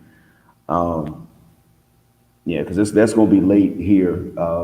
I should have mentioned Friday because I was thinking about the weekend here. Friday and Saturday is the weekend. Sunday through Monday is our work week. So I should have mentioned that. So another thing I was wondering about was the when you would make approaches, or Right. even if it was just friendships, whatever Right. the case was, in your interactions with ladies. Sisters, I mean, African descended women. Yeah. Did you ever notice that various things you did were always interpreted with the worst assumption? Yeah, of course, man. Basically, I would, as I was saying, there was a point when I was younger that when light skinned men were inside, and this is so funny, yeah. But nearly every approach I would make, I would actually close with getting a number. Probably I'll meet up with her the next week. By 2 weeks down the line, that'll be my new girlfriend, that sort of thing. But as I keep saying, around from 98 straight up to the 2000s, 2010, most of the women I approach, they would either turn up their nose and stuff. I actually started to get the most amount of play online with the era of Tinder and other online dating sites, MySpace and that type of thing. And basically, like a light-skinned guy such as myself randomly approaching a sister in the streets, I don't think you'll get any type of play, you'll get any type of reception from her. And I'll specifically say that because a dark-skinned man who has the look, and I will keep saying, if a dark-skinned man, not a nerdy dark-skinned guy, a dark-skinned guy who has the look of the gold chains, he has the backward cap and the Jordans on his feet and stuff, he will approach most sisters, and I bet money that he will surely get a number, and she will surely start smiling as he approached her. It's not my imagination or something I'm making up. The light-skinned guy approached them, and he will get snubbed, and the dark-skinned guy approaches them, and they will open up for him. Okay, I see. And it's true, there is a look that darker skinned men does not necessarily want to have if he Right. wants to impress black women. What I noticed, and tell me how different this is too. What I noticed was that here, there stateside, not so much here, but back in the States, what I noticed was that if you were a red man, you had to have muscles, tats, Right. gold teeth. Yeah, of course. And so, But the chain wasn't enough. There had to be something on your body that identified you with the yeah, street. exactly. Whereas if you were abundantly melanated, you didn't necessarily have to get tats and gold teeth. Those were optional. You could simply, Right, muscles helped, I'm sure, but you could just be in, you could be in okay shape, cap turned backwards, and gold chains. In other words, things that you could take off to change right. your demeanor and the Yeah. impression that you left. They were sufficient. Do you see that as well? Well, I wanted to bring forward this point that is not only, well, the muscles and their body type and stuff, of course, that makes a big difference. A lot of women are more open to a muscular guy and so on. But one thing that we haven't touched on and is the fact that even if you're light skinned, your facial features plays a big part. So I noticed there was this guy that you were talking to, Caesar Cannon or whatever his name is. That's his name, right? Yes, sir. That's him. Right. Now, if you look at Caesar Cannon, now you might think that even though he's light skinned, he has the look because he has the tattoos and he has the gold teeth or whatever the case is. But when you look at Caesar Cannon, his facial feature says to you that he's still a black man. And I think that makes a lot of difference as well, especially with the ambiguous light-skinned guys. Like if a sister could look at you and she sees another race in your face, like whatever you might be mixed with, you might be out of the window. So that is why lighter skinned guys with who looks black in the face, for example, someone like Suge Knight or Caesar Cannon, for the people who know who he is, they will have a greater chance with the sisters than the ambiguous brothers who looks completely mixed in the face. Maybe he has a straighter nose or whatever the case is. The light-skinned men who looks black in the face, they have a greater chance. That is what I'm really trying to say now. More so than just the body and the tattoos, but the features of the face itself then. Okay, gotcha. All right. Well, that's very true, and he actually confirmed for me that he was not mistreated or Right. even sidelined by sisters in New That's what Orleans. I'm saying. Yeah, but And I'm pretty sure it could allude to the fact that even though he's light-skinned, he has African features. yeah, he does. He certainly does. I actually thought that he might have been. There's a specific part of Africa that I associated him with when I first saw him, even before I hit the play button. Right. 'Cause I discovered it accidentally. I just happened to decide to go and look to see what happened to Anon and LSM, largely because they used to put out videos about history that would back up what they were saying. So what I did was I would go and look at the historical videos because their points were valid there. There was nothing to argue about. And then I found out that they were closed, and I listened to his video, and I knew from the accent, okay, yeah, he's either from New Orleans or from another place in Louisiana called Lafayette. I knew that just from listening to him talk, and then that's how I learned about him. But yeah, it is very true. There were some exceptions, and what I noticed. There was a particular guy that Caesar Cannon kind of reminds me of that grew up around the corner from me back in my own hometown. Right. And it's not a long drive to get from where we are to New Orleans. I mean, you can make a short day trip of it if you want to. But where I was growing up, there was a guy around the corner and his nickname was Brick. Now Brick, he was a red dude. Yeah. But Brick he's got the nose. He was 6'2", I think. He was 200 pounds at age 16 and 17. He was already 6'2", 200 pounds, and bench pressed 400 pounds, to give you an idea. Right.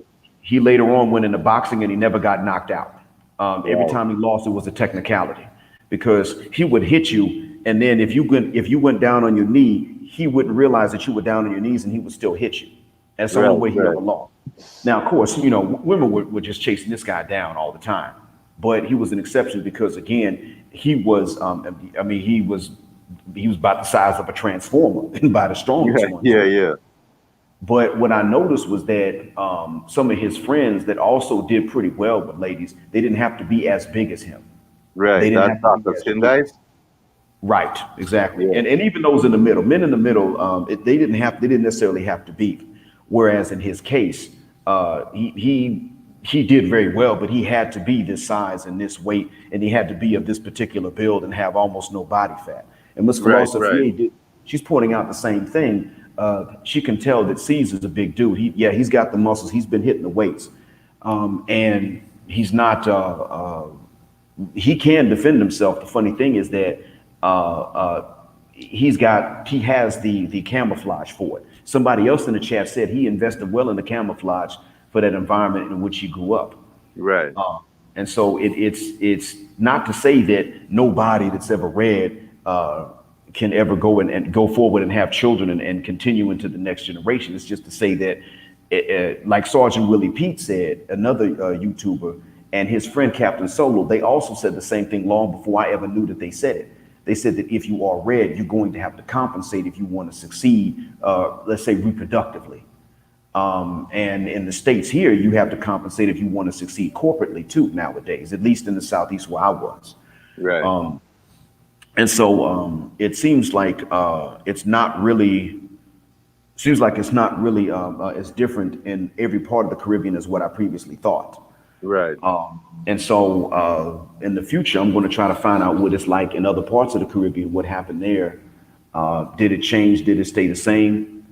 But before cutting out, well, actually, I'm not ending just yet. But before I go to the next phase of this, I do want to inform you and the audience that I'm also working with teachers that come from South Africa, and some of them have spent time in Eastern Africa, like Kenya and Tanzania. And what they've been telling me is that there's a shift, there's a trend even in South Africa that Right.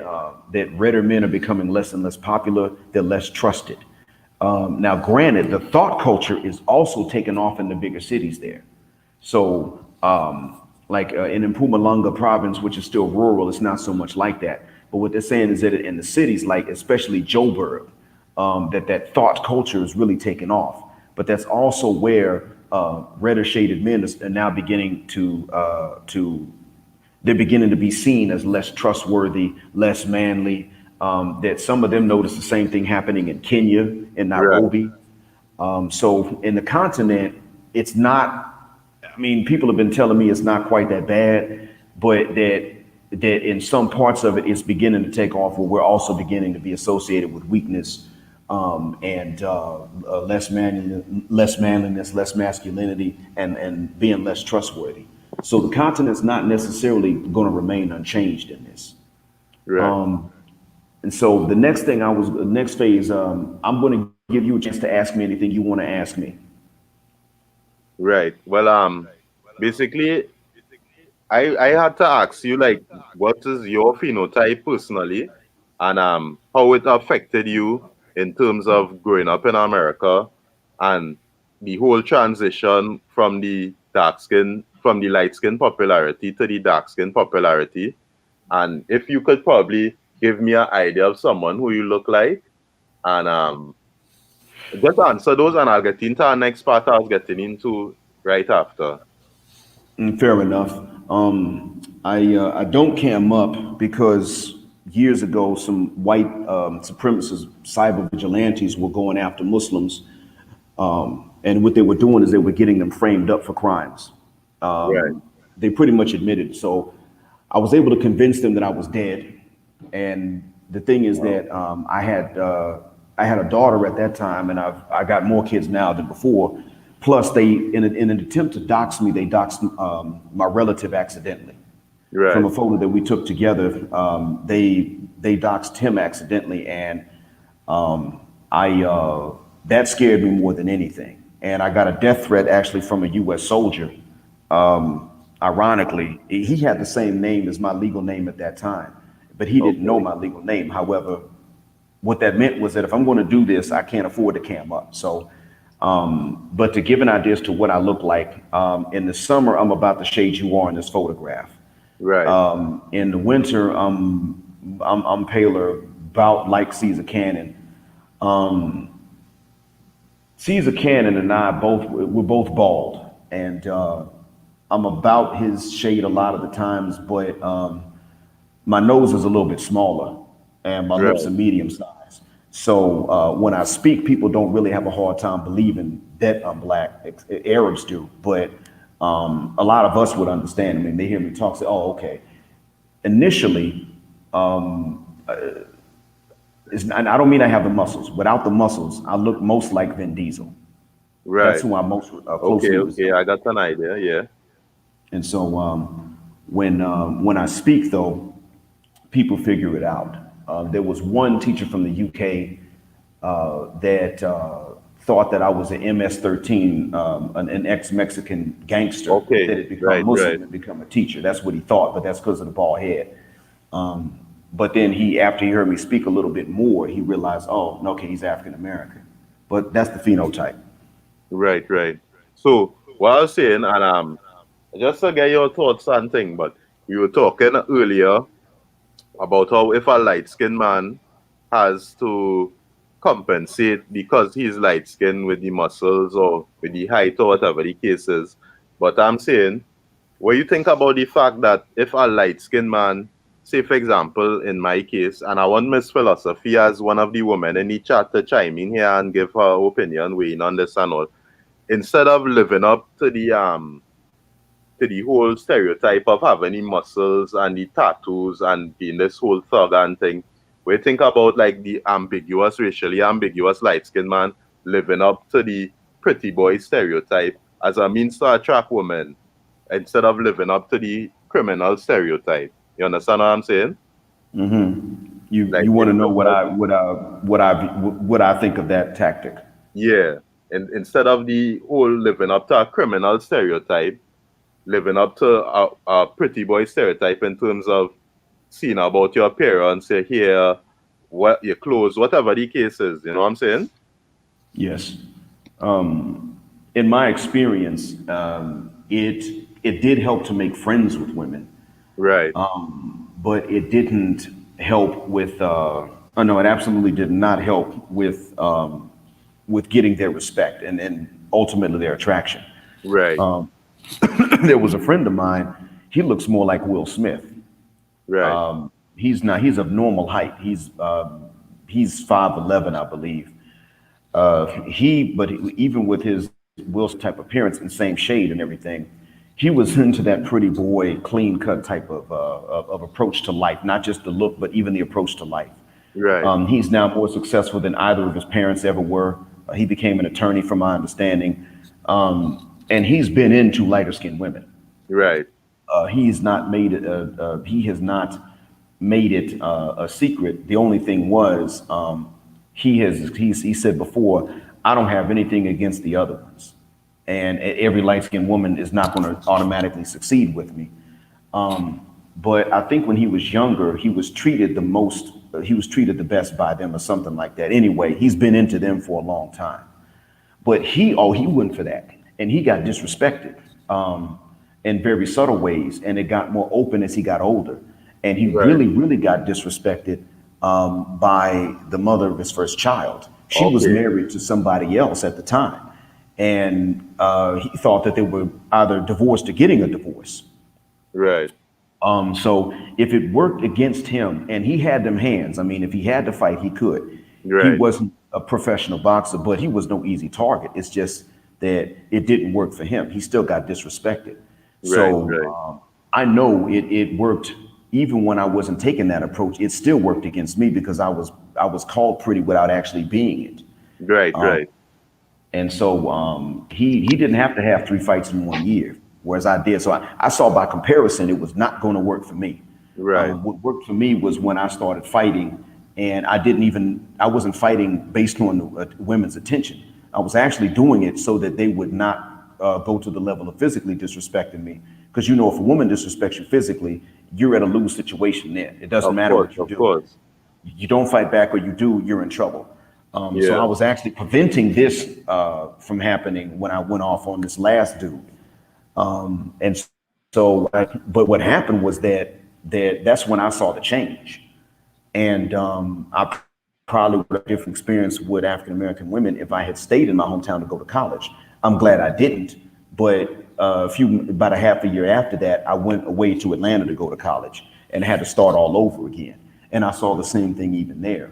Only this time I was too old to fight. I wasn't going to fight over women anyway, and I was too old to fight, in college.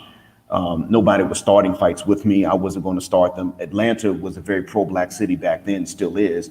So you black people didn't move there to go and fight with each other. They actually moved there to make business moves with each other. And so, in all honesty, I saw with my own two eyes. It's not just a perception. It's not just an opinion, but it's actually it's actually something I observed with my own two eyes. Absolutely not. It's not going to work. And I'm not just talking about how the men respond, because the men would think, "Oh man, yeah, you might take my girlfriend." No, the women would become disrespectful at times. And the nicer ones would just be distant. That's really what happened. Now, today's time, if it's changed since I left the States, I'm not aware, but I'm older now and married anyway. But at the time I left, from the time I left my home, from the time I was in high school all the way up to the time I left the US in 2014, that's what it's been. Right. Well, yeah, I just had to conclude to that point because I really think it could go either way. If you go towards the thug image, the thug criminal image, or the pretty boy image, I think once you're changing up your image towards looking a certain way, it will help in terms of attracting women.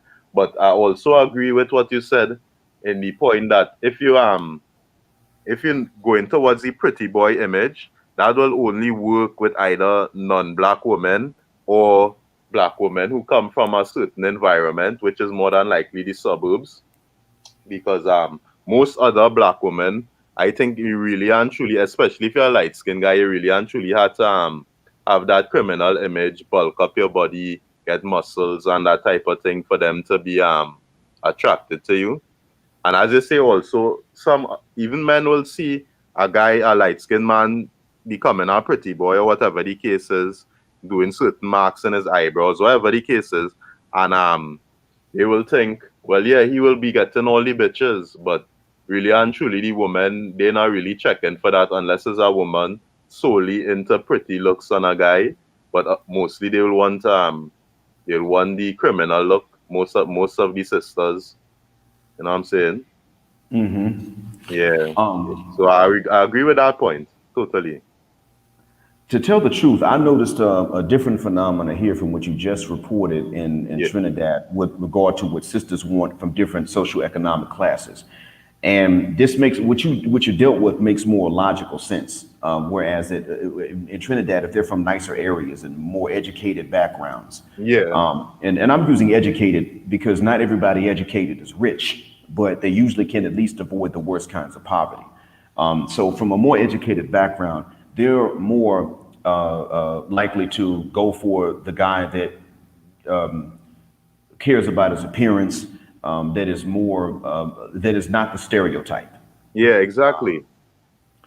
What I saw in the States was actually, I thought that was the case. I mean, I remember even my parents telling me when I was younger, I even remember them saying, don't think that you're not going to give us grandchildren, because you're getting ready to go off to Atlanta and it's a different, you're leaving high school, it's a different environment. And so you're going to be around educated black folks, and the women are different. And you're going to meet the ones that are more compatible with you. And if what you're looking to do is have a family, like what we did and how we raised you, then yeah, that's what's going to happen. It's going to be an option. And my parents didn't lie. They really thought this was the case, because when they grew up, that was the truth. And so they just weren't aware of certain things that had changed in our case. And plus they were talking about Atlanta versus my hometown. So they had no way of knowing how bad it had gotten. But what I saw was that in my hometown and in Atlanta, and then I heard about this in recent years from other people in the manosphere, that, and this is just the States, we're not saying this happened in Trinidad, but in the States, what happened was that a lot of women from these nicer neighborhoods and more educated backgrounds, they also wanted the same things as the ones from the bad areas. Right, They were looking right. for the same things. And some dudes from these bad areas were having an easier time because they weren't necessarily the baddest and most scary guy in their neighborhood. But if they had a girlfriend from a nicer neighborhood, she wouldn't know that he wasn't the baddest dude in his area and that nobody was scared of him.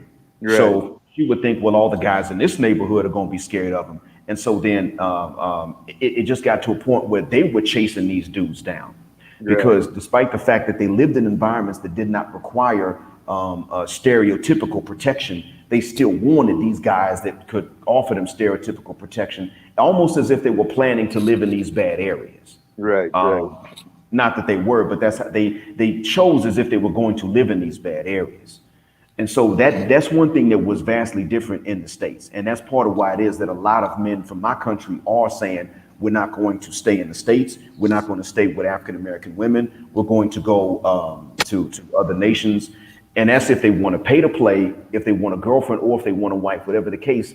A lot of the men in the black manosphere are saying what I've said: we're not going to stay in the West, and we're not going to deal with, we're not going to deal with Western black women. But from what you told me just now, I actually owe black women in some other countries an apology, because I was under the impression that Western black women in general, not just the U.S., even from nice neighborhoods, wanted bad dudes. But from what you told me, at least in the Caribbean, it's not quite that bad, to where they're coming from uptown and they want, and he's got to be a downtown stereotypical thug to get her panties in the bunch. I think it does depend on the environment, but you see, it's a lot to do with the race too, because like if you look at the white community, or I should say the white women, women at all women of all races at some age want a bad guy or want a bad dude to have fun with, whatever the case is. But when you look at like white women, right, they will want the bad guy, but he wouldn't really be like the bad guy that the black woman want. I'm not sure if you ever saw a show on TV called Happy Days. There was this guy named Fonz who was like the stereotypical sort of rebellious white boy who he'd be smoking or whatever, wearing leather jacket, whatever the case is. But when you reach across to the black community now, the bad guy they want is not like that type of guy. The bad guy they want is actually a guy who is killing, who is selling drugs, who is basically in the streets all day, running from the cops, like literally a criminal, right? The white woman will just probably want someone who is just a bit rebellious, someone who might drive a fast car, whatever the case is. So it goes along racial stereotypes of what is expected in terms of what is a bad boy or what is a bad dude. But to your point just now, I understand what you're saying, where some of the uptown girls want the downtown bad boy, which is a fact. But in Trinidad, I think what happens is these people, the woman might want it. The woman from uptown might want that type of guy, but she might not necessarily have access to him due to where she's living. So what you'll find happening is that the black woman from uptown, they might want a normal guy, might necessarily be the worst type of dude or whatever the case is, but they will start to integrate with the white people society. They'll start to integrate with white society. So you'll see these black girls who not from the ghetto and stuff, they start to mingle with white people and more upper class people and that sort of thing. And that's how they don't really end up with these extreme bad boys. You know what I'm saying? Yeah. Okay. Like what they're saying in the chat, the white woman wants a bad dude, but the black woman wants a serial killer. Exactly. And, she wants a killer, yeah. A dude who literally actually killed people. And that's actually a thing in Trinidad, you know. Like, if a guy has actually had a few bodies under him, he's actually someone desirable because they'll be thinking, well, nobody could fuck with my man. You know what I'm saying? Yeah. And then the police show up and somebody messes with their man. And half the time, these guys get killed by the time they're 26, 27, and the women are left with the children, and that type of thing goes on a lot. Yep, I would love to see what their what their selection and what their preference is after that point, but that's going to be a long talk for another day. Exactly. But we are facing a situation in the nations that I've mentioned and in Trinidad of what Cortez Smith referred to. He gave the clinical term for it. Hybristophilia is what they Right. call it, the I heard scientific about term that. for what they want. Yeah, that was, you probably heard about that from Lion of MGTOW, didn't you? Well, I'm just guessing.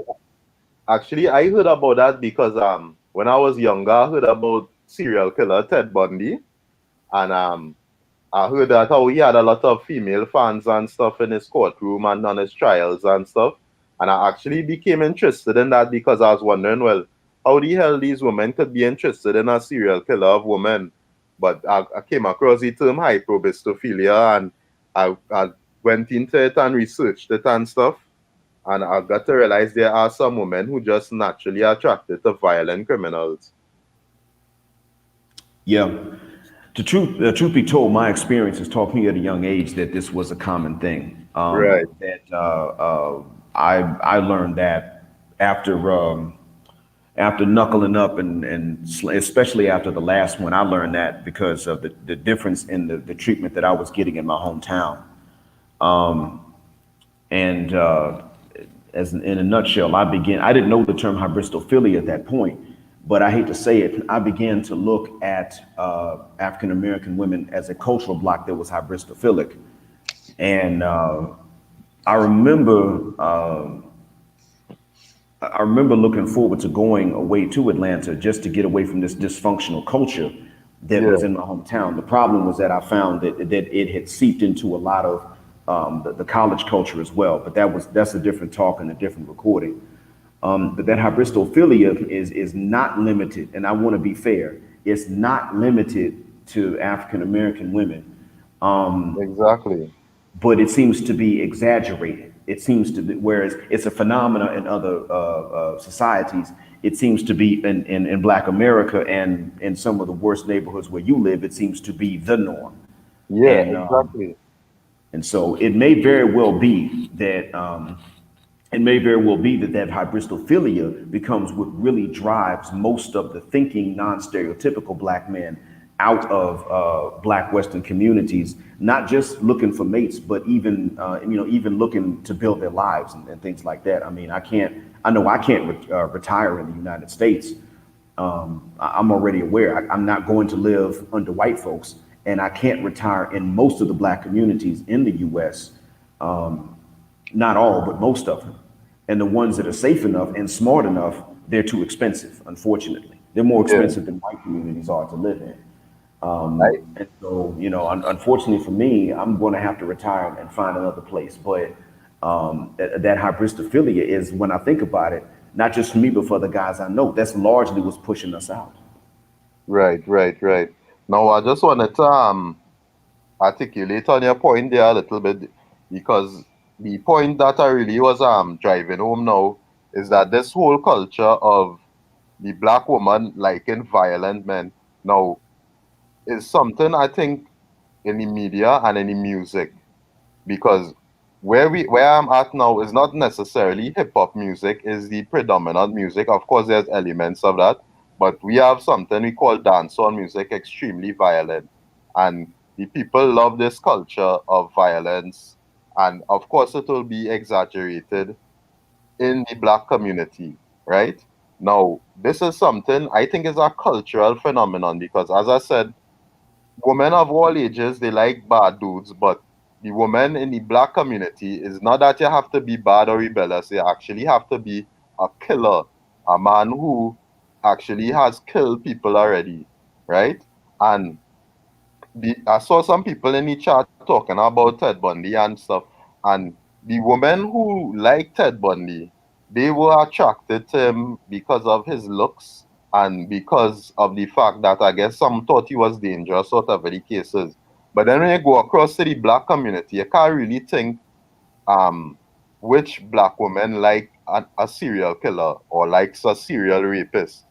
They actually like the guy who is killing other men for drug turf or is not really just plain old violence.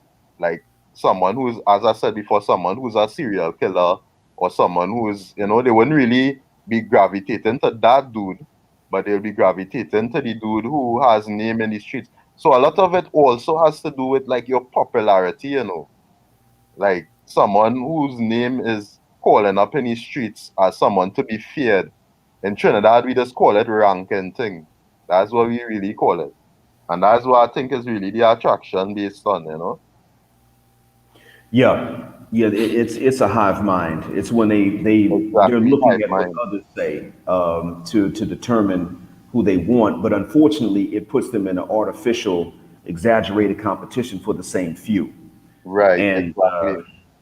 so there's not really much they can do at that point to get somebody like that to commit if they weren't already going to commit. I mean, there are guys and women want that do commit, but of course, if they commit, they're only going to be with one. At least at a Right. time, they're only going to be with one.